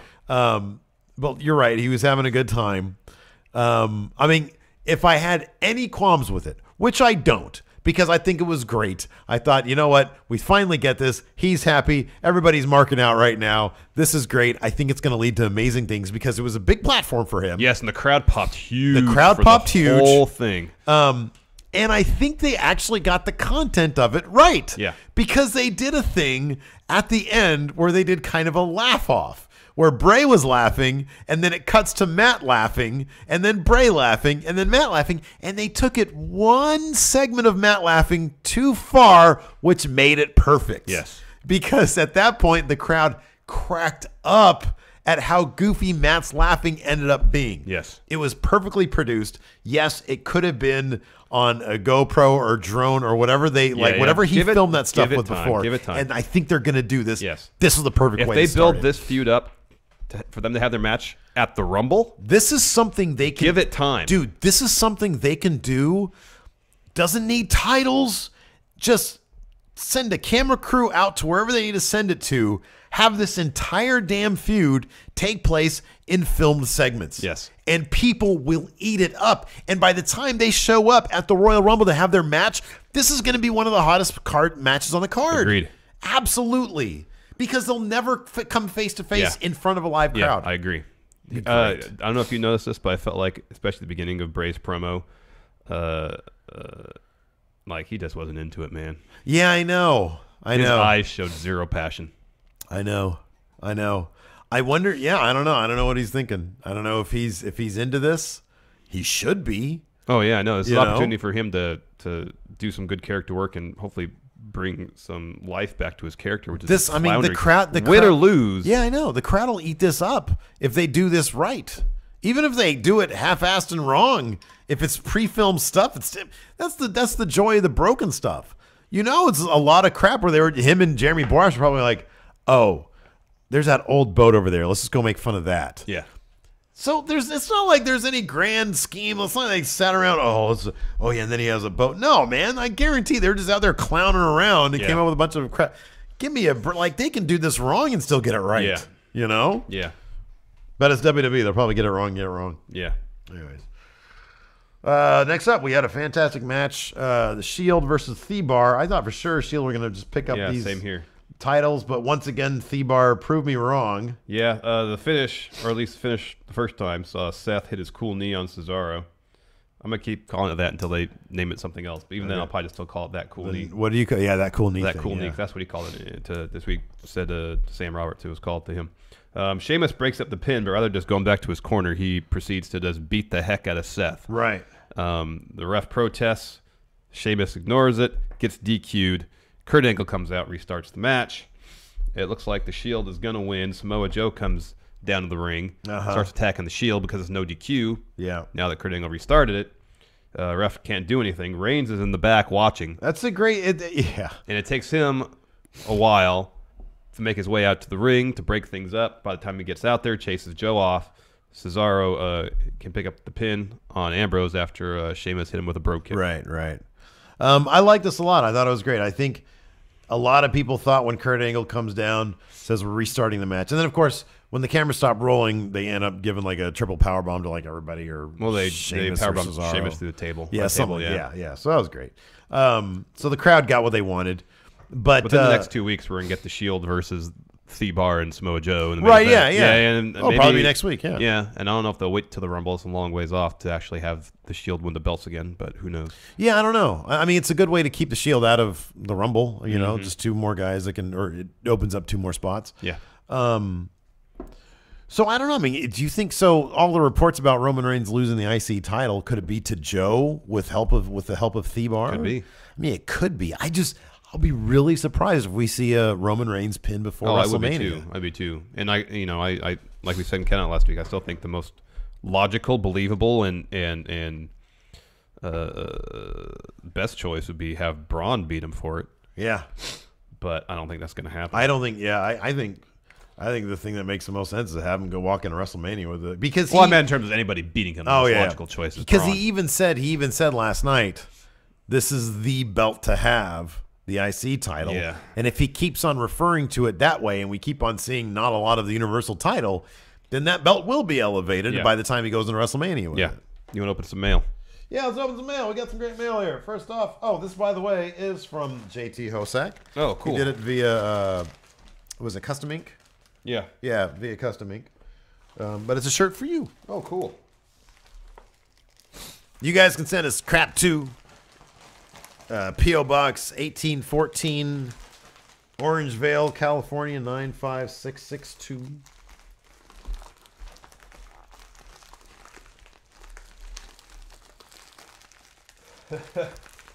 Says nostalgia is a hell of a drug. Yeah, man. Look at that. It's an old school wrestler on it. And Larson. Nostalgia is a hell of a drug. Thank you very much, JT Hosak. So this comes from... That is fantastic. That's awesome. This comes from Kevin F. Here, you get to open up That Wrestling Club. I love these. Yeah, these are great. So it's what is it? ThatWrestlingClub.com? Is that what it is? Correct. These are fantastic crates. They keep on sending us these, and I love them all the time. Great. Anyways, this is from Kevin F. Well, I got a little Seth, the architect himself. Cool. Seth Rollins figure my child will probably play with. Yeah, even when I put it up there, she takes them all down. I put them back up. What is this? Ooh, looks like we had a wrestling magazine here. Hold on, don't give us that one yet. I shall not. Look at this. Wrestling Superstars. Oh, I see Barry Windham on there. Oh, man. Can I order all this stuff? I want all that Pro Wrestling Illustrated stuff. Pete Lizard. Oh, look, it's all black and white. Oh, look at Bruiser Brody. Harley Race. Great. Oh, look at Flair. that. Oh, Magnum TA. That's great. Stan Hansen. Look at these back issues you can order. Probably not. Oh, look at Jesse the Body Ventura. Look at that, man. All stuff for our new office set, Larson. Perfect. There's some more stuff in here. Oh, man. Look at this guy. Talk about icons. Oh, there you go. The Rock. Look at that guy. That's fantastic. Little frame falling apart there. Another framed... Oh, wait. Another wrestling magazine. What are you stuck on? Gee willikers. My goodness. I know. Oh, man. Oh, my gosh.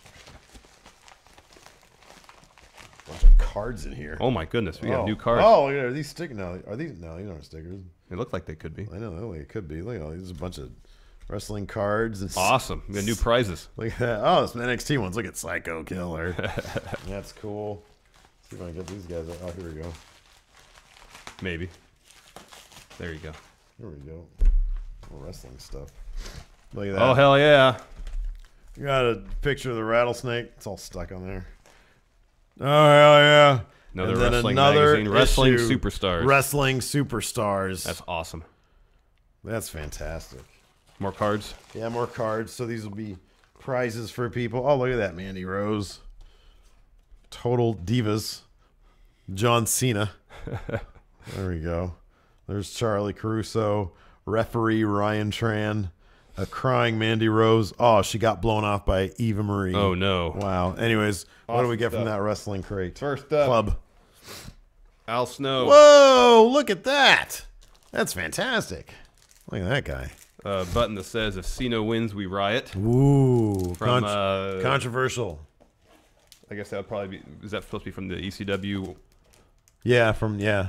An autographed Sandman and Sabu. Oh, look at that. Some ECW originals. Some ECW originals right there. What is this? Oh, look at this. Like a copy of the script from ECW One Night Stand 2006. Whoa, that's cool. That's super cool. Oh, my God, that's cool. Oh, you'll like this, Steve.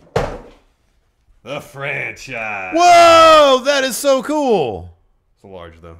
Oh, I'll fit into that. I don't care. It looks like a big large. Yeah, it does. One of Steve's favorites, the franchise. Like nothing else, it'll be a motivational shirt. I'm going to check this out. That's super cool. Oh, this is incredible. I know, right? What the heck? Then we got one more thing from Kevin F.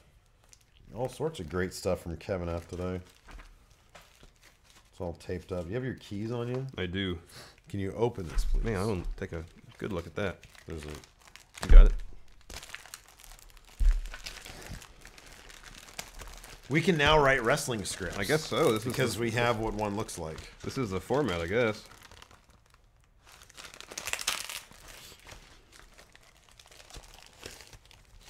It's taking forever.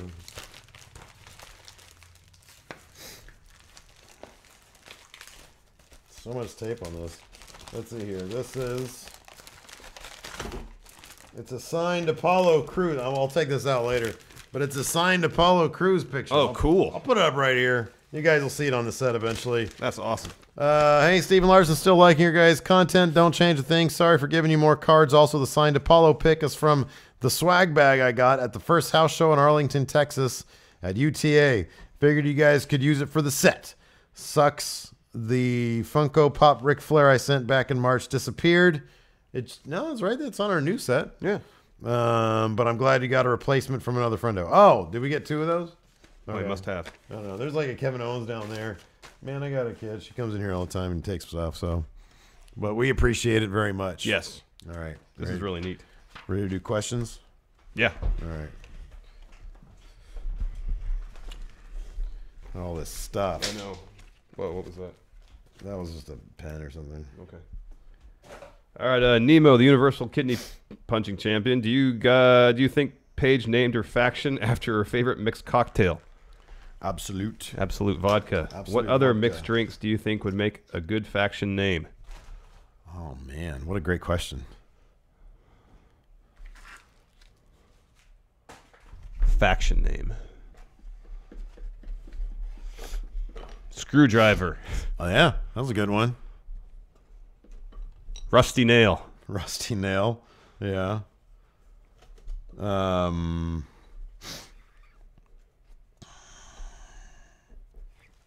What's the one that's old fashioned? Yeah, I really like old fashioned actually. What's the one that's like half Guinness, half? Oh man, what is it? Oh, Black and Tan. Yeah, Black and Tan. That'd be a good one. Trying to think what else. Oh, there's so many drinks out there. That's great. Next, Tokyo Dome Haze. Who's Woken Matt Hardy's WrestleMania opponent? Think they'll take this thing with Bray all the way out to WrestleMania?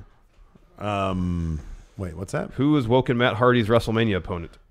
If they're smart, they take this thing all the way to WrestleMania. Because that, I mean, dude, come on, there's a lot to be mined with both these characters.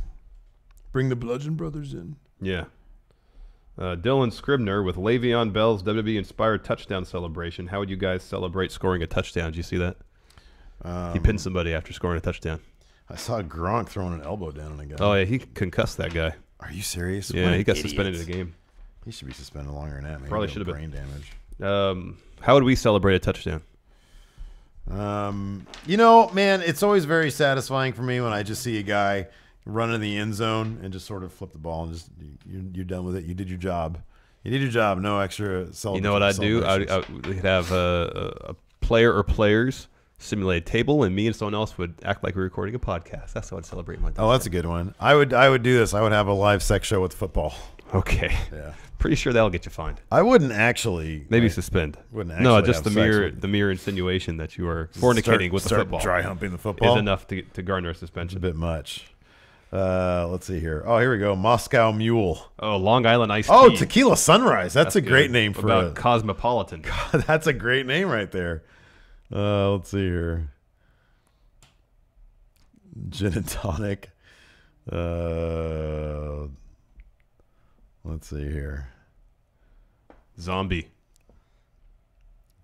Hurricane. I've already seen a hurricane. Sidecar. Oh yeah. Coming to the ring right now. Sidecar. Sea breeze. Dark and stormy. Oh, that's good. There you go. Blue Lagoon. French 75. That sounds like one. It sounds like Apollo 55. Yeah, that's right. Prince Devitt and Taguchi tag team. Kevin Mack, thoughts on how WWE should book Rebby's debut? Return of the Mac. And for that matter, how should Brother Nero's debut go? All in filmed stuff, man. Yeah. Have Rebby at the house? Yeah. Yeah. Well, let's just go back to the house, man. Got to have Brother Nero working on his lawn. Oh, no. Yeah, working on his lawn. Itchweed, yeah. Yeah, Itchweed, yeah. Bring back Itchweed. Bring back Itchweed. Itchweed. Fez Logic, is Nia Jax having that interesting interaction with Enzo bad writing or a form of punishment? I would really doubt they're punishing her. Yeah. I would think that, given what we've heard with her and having some leverage because of The Rock, I don't think it's going to be a punishment thing. Deontay Soigné, I feel like Joe has established himself as top heel on Raw. Well, he's facing off against the top face. So yeah. He is everything a badass heel should be. Agreed. Should he be that hubris that obliterates to all the top guys, become the next monster heel to be champ? I'd love for him to win the title. I would love him to be champ too. So yes. Yes. We are huge Samoa Joe fans, both of us. Dan Boss, is this stable war type thing going to play out better or worse in your opinion than when Sasha, Becky, and Charlotte got called up and everyone had a stable? Well, already it's better. Yeah. Because they really kind of messed that one up pretty bad. Yeah. Ray Byatt, power rank, top 5 finishers on Raw. He says Cedric Alexander's lumbar check is by far the best. Yeah, number 1. I love lumbar check, especially when it's sold well. That's your number 1, really? Lumbar check is great. I love the lumbar check. I'm just not sure it was number 1. What's better? The bronze power slam. It's more destructive, but I think it looks like the lumbar check looks cooler. Bronze soft cradle to the mat. Soft cradle to the mat. I love it. I mean, F5 is a cool move. That cool knee. Yeah, I hate that. That's like my least favorite. Yeah, maybe you're right. Maybe a lumbar check is number 1. If they let Joe do the muscle buster, that'd be up. No, that's dangerous. Muscle buster is a cool looking move. Hey, did you see the dude on was it Steelers? Who? Oh yeah, that back injury. I didn't see the injury I watched itself. It this morning. Looked pretty bad. No, it just really looks like a tackle. He puts his head down. Yeah, I think he had. I think they said there's some movement in his lower extremities. Yeah, he had feeling in his legs. But yeah, when it happens, he lands just right down and manages to roll himself over, and grabs his lower back and immediately calls the trainers out. Oh my god! Because he couldn't feel his legs. Yeah, you jammed his head into someone's hip or thigh. Yeah, and probably just compressed his spine. I've read that there was some swelling or bruising of his spinal column. That sucks. I heard that game last night was just pretty rough in general. A lot of rough hits and stuff. CM Punk finds it insulting. I always hear that part of the reason I hate Roman is because he's a chosen one, and yet Braun Strowman is also a chosen one. He's arguably the most over guy in the WWE right now. Charlotte is another chosen one that the hardcores love as well. So why do people use the chosen one excuse for not like a Roman almost exclusively for him? I think because Braun has had wins and losses. And Roman, there seems to be a very specific path laid out for him. Whereas with Braun, there doesn't seem to be. Well, also, yeah, it feels like Braun, they've, for the most part, taken their time. Yeah. He's on year 2 of his solo push. Yeah. And he's had 1 match for a title. Mm-hmm, yeah. Whereas I feel like in the first year, within 6 months of the Shield breaking up, Roman won the Royal Rumble. Yeah. And he was going to go on to face Lesnar at WrestleMania. And I like Charlotte because she comes off as the best wrestler in the women's division. Like, she exudes that. Yeah. And I've never felt that Roman's really done that. No. So he seems like right now he's hitting a pretty decent stride. He feels more comfortable on the mic. I think this Intercontinental Open Challenge will give him a showcase to show off his wrestling abilities. So I'm hopeful that, we want the best for everybody. We want to see Roman Reigns succeed. We don't dislike the guy. No, it's never been about that. No. It's been about, is he the most interesting guy to watch? Yes. And for me personally, he's never been that. No, he might not ever be. But if he can be a really good worker, be decent enough on the mic to be at least occasionally captivating, to me, he'll be successful. It makes it, to me, it makes it interesting for him in terms of who he's fighting.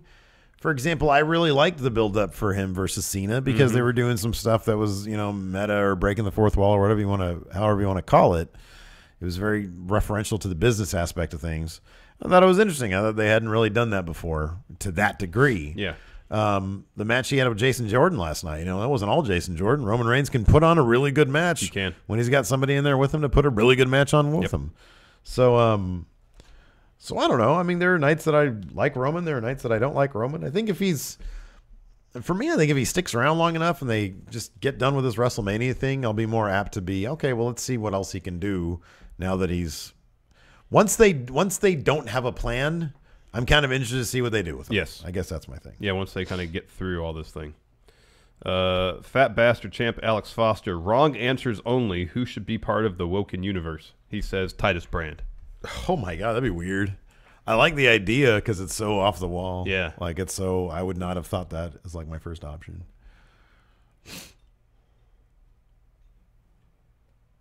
Rich Swann. Yeah. Because he's kind of an oddball. I want to see him do more of that invisible driving, but on the Hardy compound. Yes.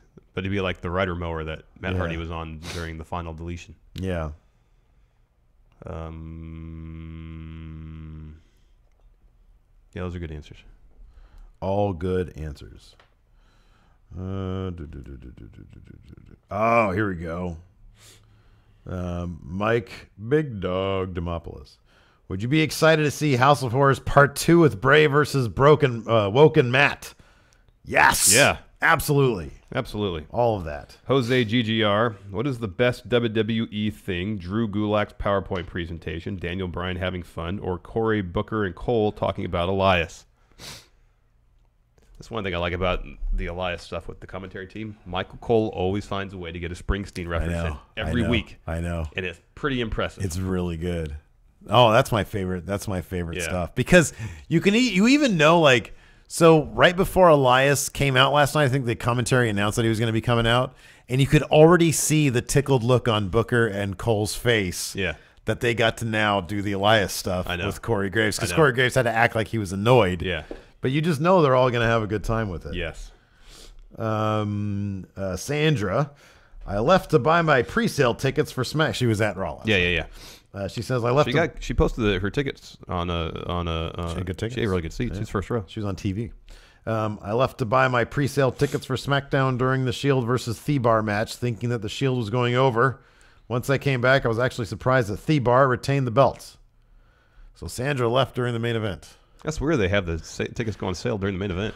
All right, what the heck? I guess it won't be much of a line. She says, do you guys think they're waiting till Mania for Seth and Dean to win the tag team belts? That is a long ways out still. Or is this the start of the Shield breakup? No, I think the latest they're gonna win him has got to be the Rumble. You'd think. I think it'd be the Rumble. I mean, I appreciate that they're keeping Sheamus and Cesaro relevant far past when I thought they would, and that's cool. Mm-hmm. But I kind of feel like it's got to be the Rumble. Yeah. Because I think they're gonna go into Mania retaining the titles. Yeah. Slow Wolf, first-time patron here. I know you both are fans of tournaments. Yes. So what do you think of a King or Queen of the Ring mixed tag tournament? You could have strange team pairings like Bayley and Braun Strowman, or destructive force teams like Samoa Joe and Nia Jax. So what are your thoughts, and what teams would you like to see? Oh, I love the idea of Bayley and Braun Strowman. I think that'd be adorable as heck. Yeah. That'd be so great. P.S. He says, I listen to you guys while working, have gotten strange looks when I have laughed randomly from one of your jokes. Thanks for all the hours of entertainment. Nice. Thank you. Nice.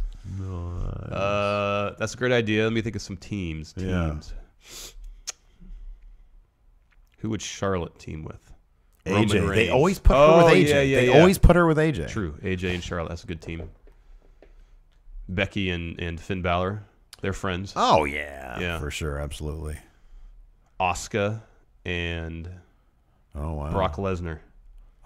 Oh, man. That's very scary. Who would Bray Wyatt team up with? Sarah Logan. Oh, there you go. But put her in the Crazy Mary Dobson. Uh-huh. Yeah, that'd be good. Man, you're crazy. Do you want to do more questions, or I have a pay-per-view for you? I know you're anxious. Hold on. There's a couple more here. All right.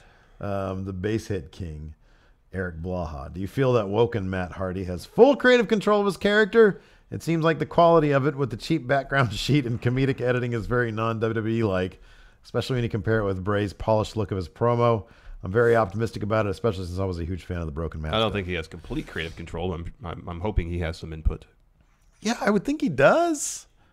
How much of that? Okay, his thing last night. He had to have written it. I would think so. I would think that he's. I mean, that's a lot. I would say this. They probably say. I would say there's a lot of collaboration there. Yeah. I'll just put it that way. There's probably a lot of collaboration there. Yes.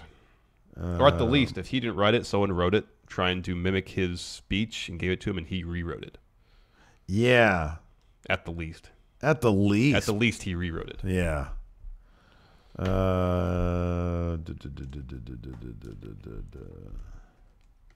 Yeah, I think that's it. All right. We are going to do Armageddon. What year is this? 2008? Ah, you're rude. That's rude, man. 2008. What the heck? Why is that rude? I was giving you some gimmies last week. No, you weren't. It's Clash of Champions 2. Yeah, but it was kind of obvious who was winning those. Not really. All right, go on.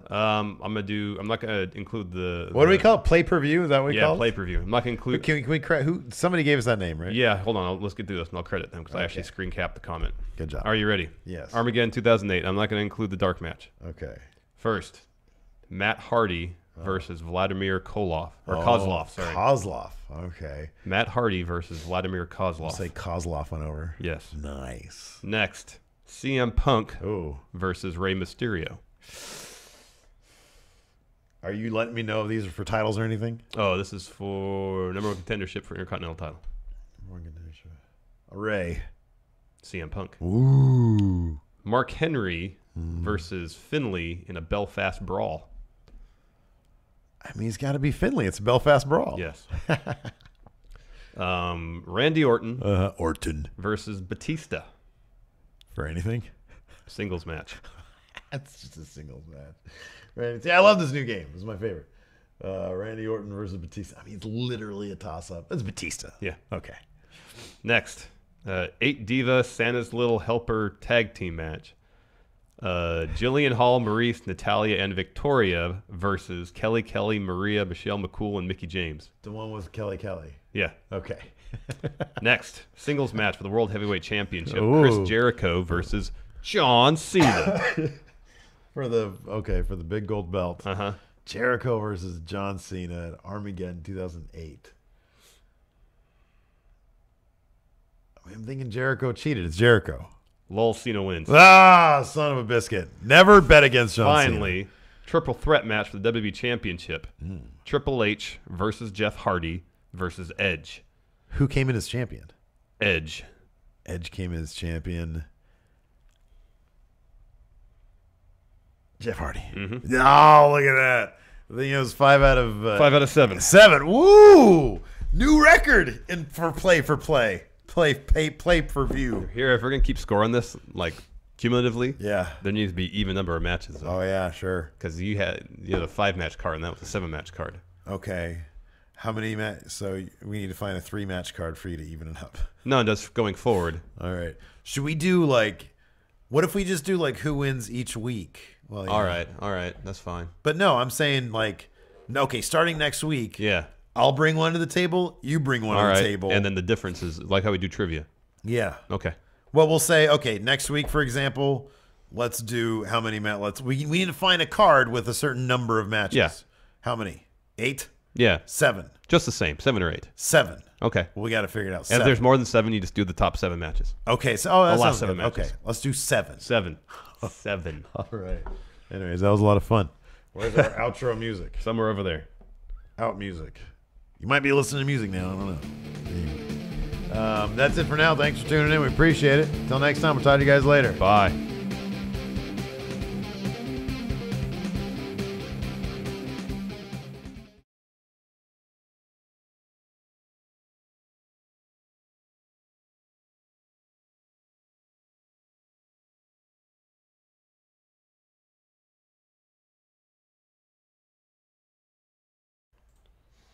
Hello, everybody. Hi, everybody. I'll be right back. I'm going to blow my nose. All right, go blow your nose. I'm going to do that for a half hour. How's everybody doing? Oh, I have to credit who came up with the name Play Per View. I should have done that during the show. My mistake. It was... That's the wrong thing.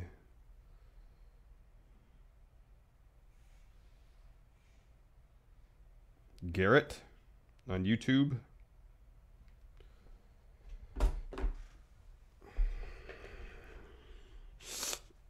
How's everybody doing today? Holy moly. Give us some dirt on Steve, asked Julian Morris. What? Dirt? He only wipes his butt twice a week. And it's not even after pooing. No. I just choose random times to do it. Yes. Yeah. Yes. But it's because I have what he calls bidets. Have you ever used a bidet? Nope. Neither have I. No, I don't have like a philosophical issue with them. I just never. I wouldn't mind trying it once. Yeah, I've just never to see if like it really cleans things things better. actually clean my asshole. Yeah, because I don't have faith that it can. You know, but I got to think. I understand that toilet paper has been the standard for how many years? Lots. It's not the most efficient way. No, it's not. It's oddly, medieval. Yes. Oh man.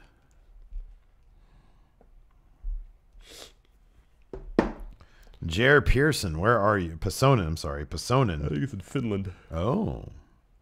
Sergio uses baby weight. I'm not sure you're supposed to flush those down the toilet. No, you're not supposed to flush. Toilet paper is pretty iconic. Toilet paper it's Elvis tier, dude. Yeah, it really is. That's Elvis tier. Sliced bread, that's Elvis tier. That's Elvis tier. Sliced bread. What's the most iconic food in your estimation? Oh man.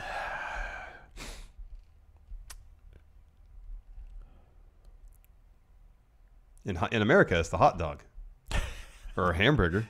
Yeah, I mean, I'm kind of thinking spaghetti. Who doesn't love more so than pizza? Yeah, kind of. In terms of like Elvis tier. Oh, I don't know. You know, I mean, in The Godfather, they weren't sitting around making pizza; they were making spaghetti. No, I understand. You know, we're not restarting chat trivia tomorrow. We're continuing chat trivia tomorrow. Yes. Oh yeah.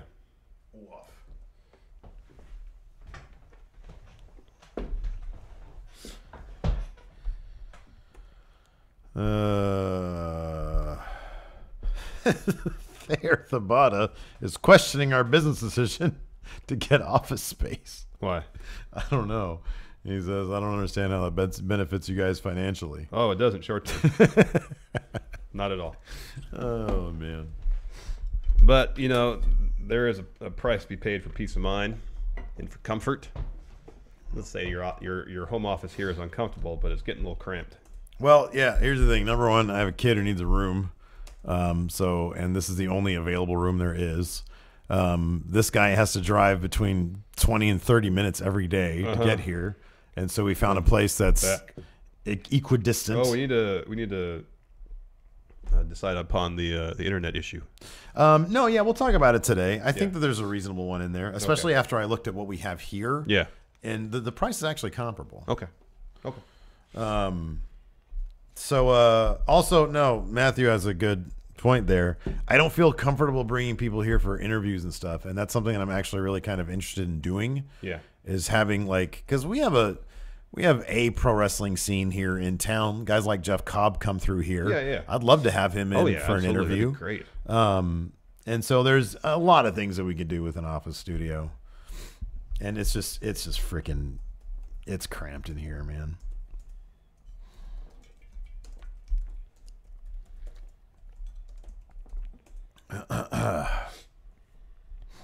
And I do, like I'm saying, 2019, I want to have an employee.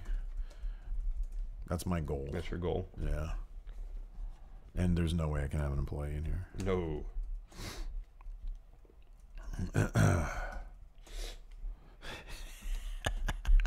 Oh, dear. This is Eric Bischoff, everybody. Look at Eric Bischoff. You gotta find a motorcycle to put him on. Yeah. Look. Wait, no. Over here. No. Look, Larson. Look. I just really like motorcycles.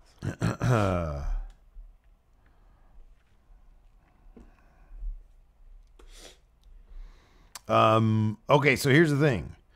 Anybody can participate in chat trivia, even if you've won before. You just can't win anything. Yeah. So at this point, feel free to chime in with your answers. That might help the people who can win stuff. It's just, if you've already received, the notes and the card or whatever, then that's your prize. That's your prize.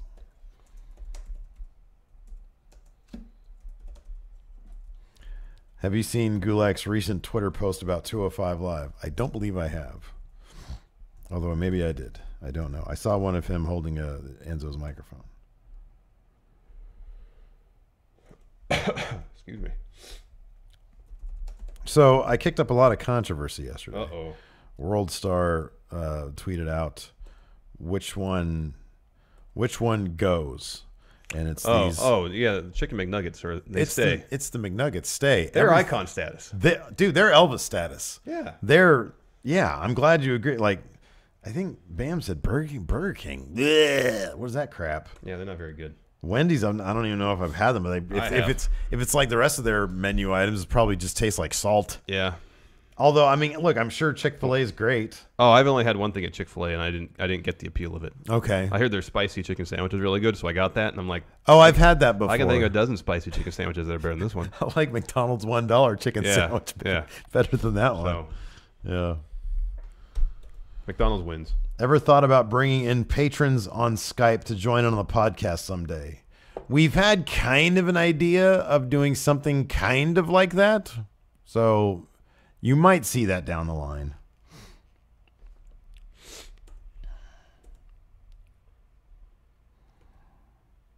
Gulak tweeted a photo shoot picture of him that looks like a Shutterstock. Okay, I gotta check that out now. That's pretty great.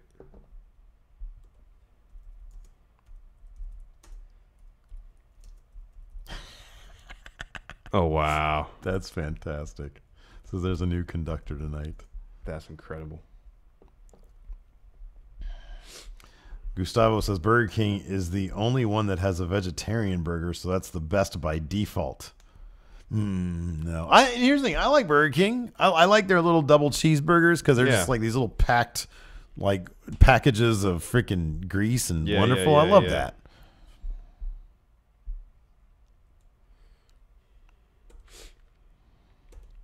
I used to eat a lot of Burger King when they had $1 Whoppers.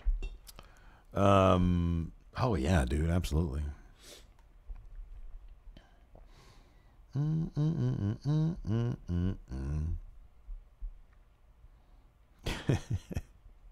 Yeah, I like veggie burgers. I've had some good veggie burgers There is a time in and my place day. for a quality veggie burger. Absolutely. Costco used to have really good. I mean, not in their little snack area, but in the in the store, you can buy these boxes of veggie burgers. Oh yeah, really sure. good. The Kirkland. No, they weren't Kirkland. They brand. weren't Kirkland. Yeah, I remember what brand. Isn't Kirkland just Costco? Yeah. Oh, okay. But it's I think they just repackage other brand stuff under their Kirkland banner and sell it for cheaper. Gotcha. So I think like the Kirkland vodka I heard was either like Grey Goose or Belvedere or something like that. Yeah.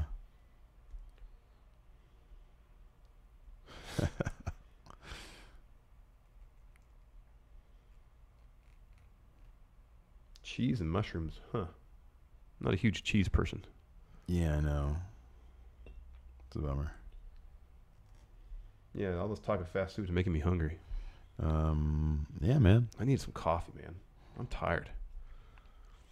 I've been really congested the last few days, and I feel like it's affecting the quality of my sleep. I don't know if it's like because it's been cold and really windy, so I don't know if this. So NyQuil really messes you up the next day? It can make me a little drowsy, yeah. Dude, Lacey was messed up last time she had NyQuil. Yeah. Like the next day, she's like, dude, I literally feel drunk. I'm at work and I feel drunk right now. Yeah. And I'm like, you took NyQuil last night, but it doesn't really do much to me. I'm like Andre. It's one of those things where it's like the first day I'll do that when Yeah. I'm sick, but if I do it, take it for 3 or 4 days, it's not as bad the subsequent days. But the first day I take it, I just wake up and I feel drowsy. Kevin Jenkins says, when looking at Absolution and Riot Squad, should we bother comparing them?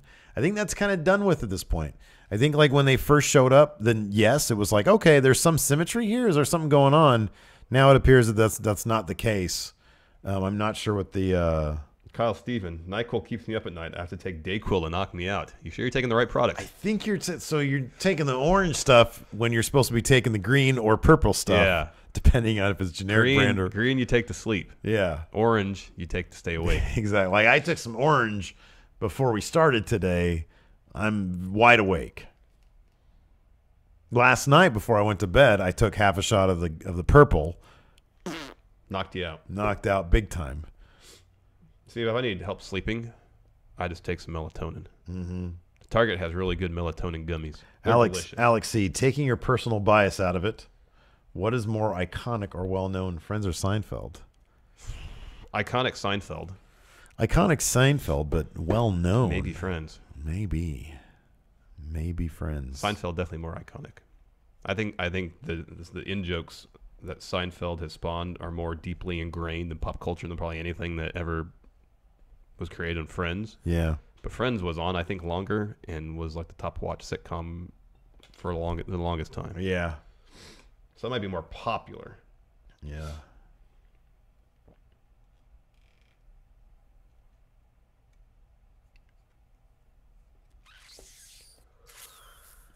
Where do you rank Married with Children? That's an underrated show.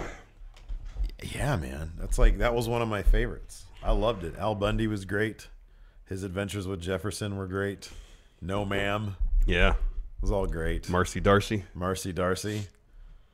It always tripped me out that Al hated having sex with his wife. So I was like, I thought that was like a good thing. Yeah. Like I didn't know any better when I was a kid. I was like, aren't you supposed to like? Because I thought Peggy Bundy was pretty hot. I was like, why wouldn't you want some of that, Al? Never understood it. So you don't go to this house show, huh? It's a house show February 10th here in Sacramento. Do you like my reason why? No, man, taxes are coming up. No, that's a fair reason. Well, how much is it? I don't know yet because they haven't gone on sale. They go on sale tomorrow. If I click buy tickets. I'd rather just go to PWG. That'll probably be cheaper. Oh, it says $20 to $115. From 20 to 115. I don't know, man. I'm gonna try. My wife has been wanting to try to sit ringside at the thing ever since we went to that NXT house show. So if I take her to ringside. That's what I'm saying. I'm gonna try to do that. I can do that. If you can get 4 ringside at 115. At 150, yeah. If you can get ringside for 115, me and Lacey are in. Okay, we'll do that. You know how we were talking briefly yesterday about Ring of Honor anniversary show? Yeah. It's the same month as Strong Style Evolved. Oh. So I'd rather go to Strong Style Evolved. Oh, yeah. So, big time. No, I was telling Lacey about that this morning. I was like, you want to go to Vegas in March? And she was like, I told her our conversation. I said, I don't think our wives are going to let us. And she was like, I don't care if you guys go to Vegas. And she was like, you can go. And I was like, me and Larson are such nerds. I'm not sure. Like, we're not gonna do the Vegas thing. I would find like $1 or $5 roulette table and just sit there for hours. Oh, that could be fun to do. It is fun. Yeah, roulette's a lot of fun. Yeah. All right, maybe you get sucked in by the gambler's fallacy. But it worked for me last time. Yeah, I came out on top. There you go, cameras. Yeah, remember that. There's gonna be a takeover for Survivor Series in LA next year. Oh, I know. That's great. Who would be your favorite character on the Steven Larson sitcom? Oh, Hilton. You're right, it's Hilton. Hey, and that's another thing also there's about it. Our office space is much closer to Hilton. Yeah, get more Hilton. And so, like, I don't want Hilton in here, but, like, I'll totally have Hilton in the office. He'll be on there all the time. You won't be on NXT, but Hilton will be. Yeah. Hilton.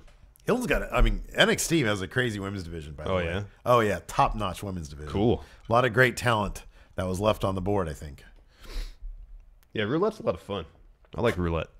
I didn't really played it much, and the last time I was in Tahoe, I went and spent like 3 hours at the table. Just thoughtful bets. Cautious bets, and I came out on like double my money. Yeah. It was fun. Alex, he said, more loud breathing and chip eating incoming. Yeah. Oh, dude. Could Hilton join in for bad wrestling? I mean, the Hilton potential is endless. At the new office. Oh, man. What about Chongo? Absolutely. He's Chongo. Closer too. Yeah. Get a little Chongo and Hilton cam. Yeah. You know, like the little Logitech over there. Yeah. Put it up, and then they can run the Steam Deck. Boom. Oh, excuse me. Definitely need a coffee. Still have another thing or two to shoot today. Yes, we do. What are we gonna do today? We can do WWF. Okay. Notes are done for that, and if we can think of a count out for this weekend, we can do that too. Anybody out there got countdown ideas? Any countdowns ideas you'd like to see? How about this, dude? Listen to this. How about this? What? Top 10 people who could save Impact Wrestling. Okay. Don Callis. Telling you. I want to put that on the dirt sheet this week. I have the notes on there. On Friday. And I'm going to crap all over your ideas. That's fine. That's totally fine. Number 1, Paul Heyman. You can't tell me that if they spent $1 million, like, not $1 million, he'd probably take more than $1 million. If they gave him $5 million, they don't have that much money. They don't. They're going to lose, like, Lashley and EC3 this year. Do you think Paul Heyman could save Impact Wrestling? I think people would come out and see it. They might check it out. They might check it out, dude. What about John Cena? CM Punk. I mean, like, people are no. Daniel Bryan. Daniel Bryan. Kenny Omega. Somewhat realistic. Can we come up with 10 people that are realistic I don't options? know. That's the problem. I don't think you could. Roman Reigns. This guy. No. Is that Eric Bischoff? He already tried. He already tried. Didn't work. Neidhart. Who else do we got in here?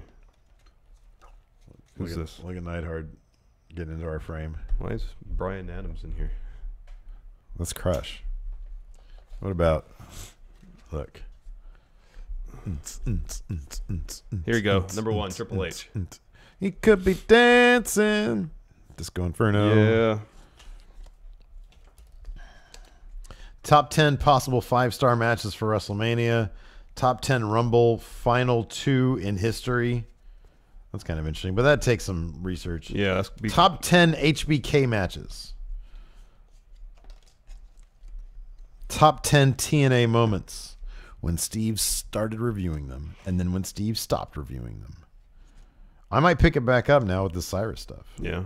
Maybe. Top 10 Canadian wrestlers.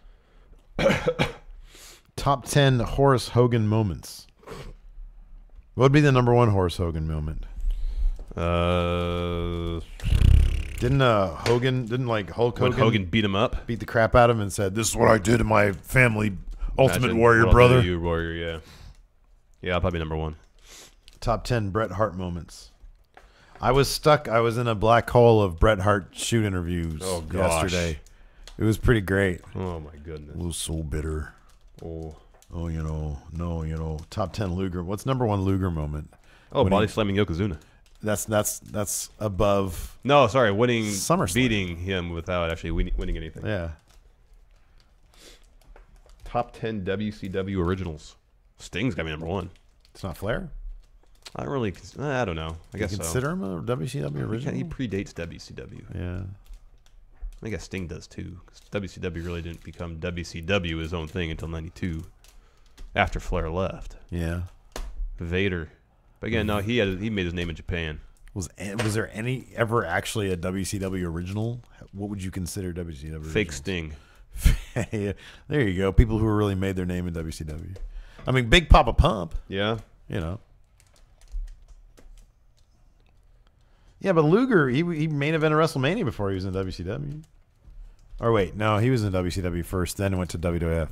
But he made his name in. He never main evented WrestleMania. Well, kind of. He never was in the last match at WrestleMania. Okay, there you go.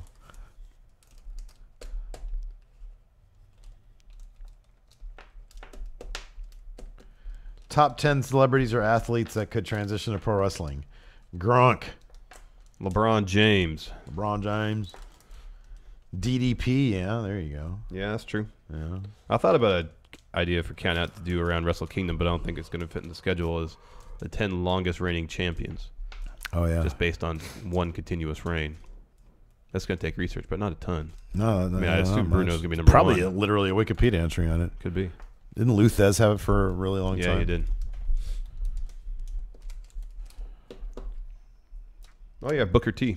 He's a WCW original. Oh, I kind of like this one. Think about it. Top 10 people that should be surprise entrants in the first Women's Royal Rumble. Oh, that'd be good. That's something to consider closer to Rumble time. Yeah. Top 10 wrestling companies who need a video game. Number 1, CZW. Oh, dear. So much blood. I know. That'd be good. PWG. Oh, that'd be great. New Japan. Impact. Well, they've had a video game. But they don't have one now. That's true.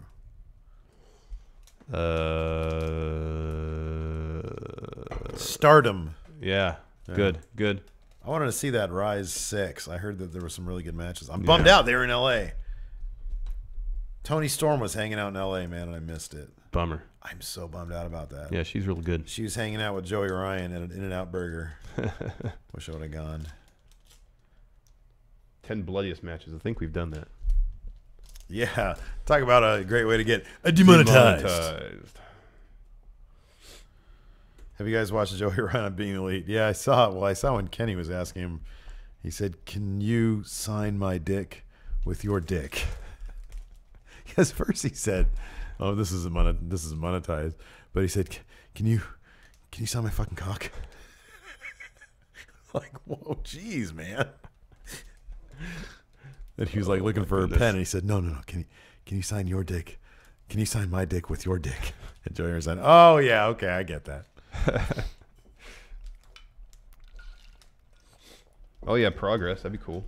Progress video game. Progress video game. ICW video game. Bullet Club video game. Just Bullet Club. Just Bullet Club. Being the Elite 8-bit video game. There you go. Yeah.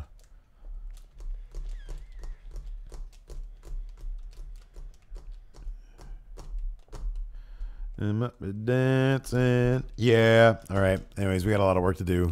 So I think we're gonna cut out now. Yep. Can I do that from here? I don't think the Patreon one works. You actually have to physically get up. Stream Deck is a bit on the sketchy side these days, to be honest with you. Let's see if this works. Didn't work. Didn't work. Didn't work. Oh well. You know, it's funny. I can get up and do it. I know what to hit. There, we're off.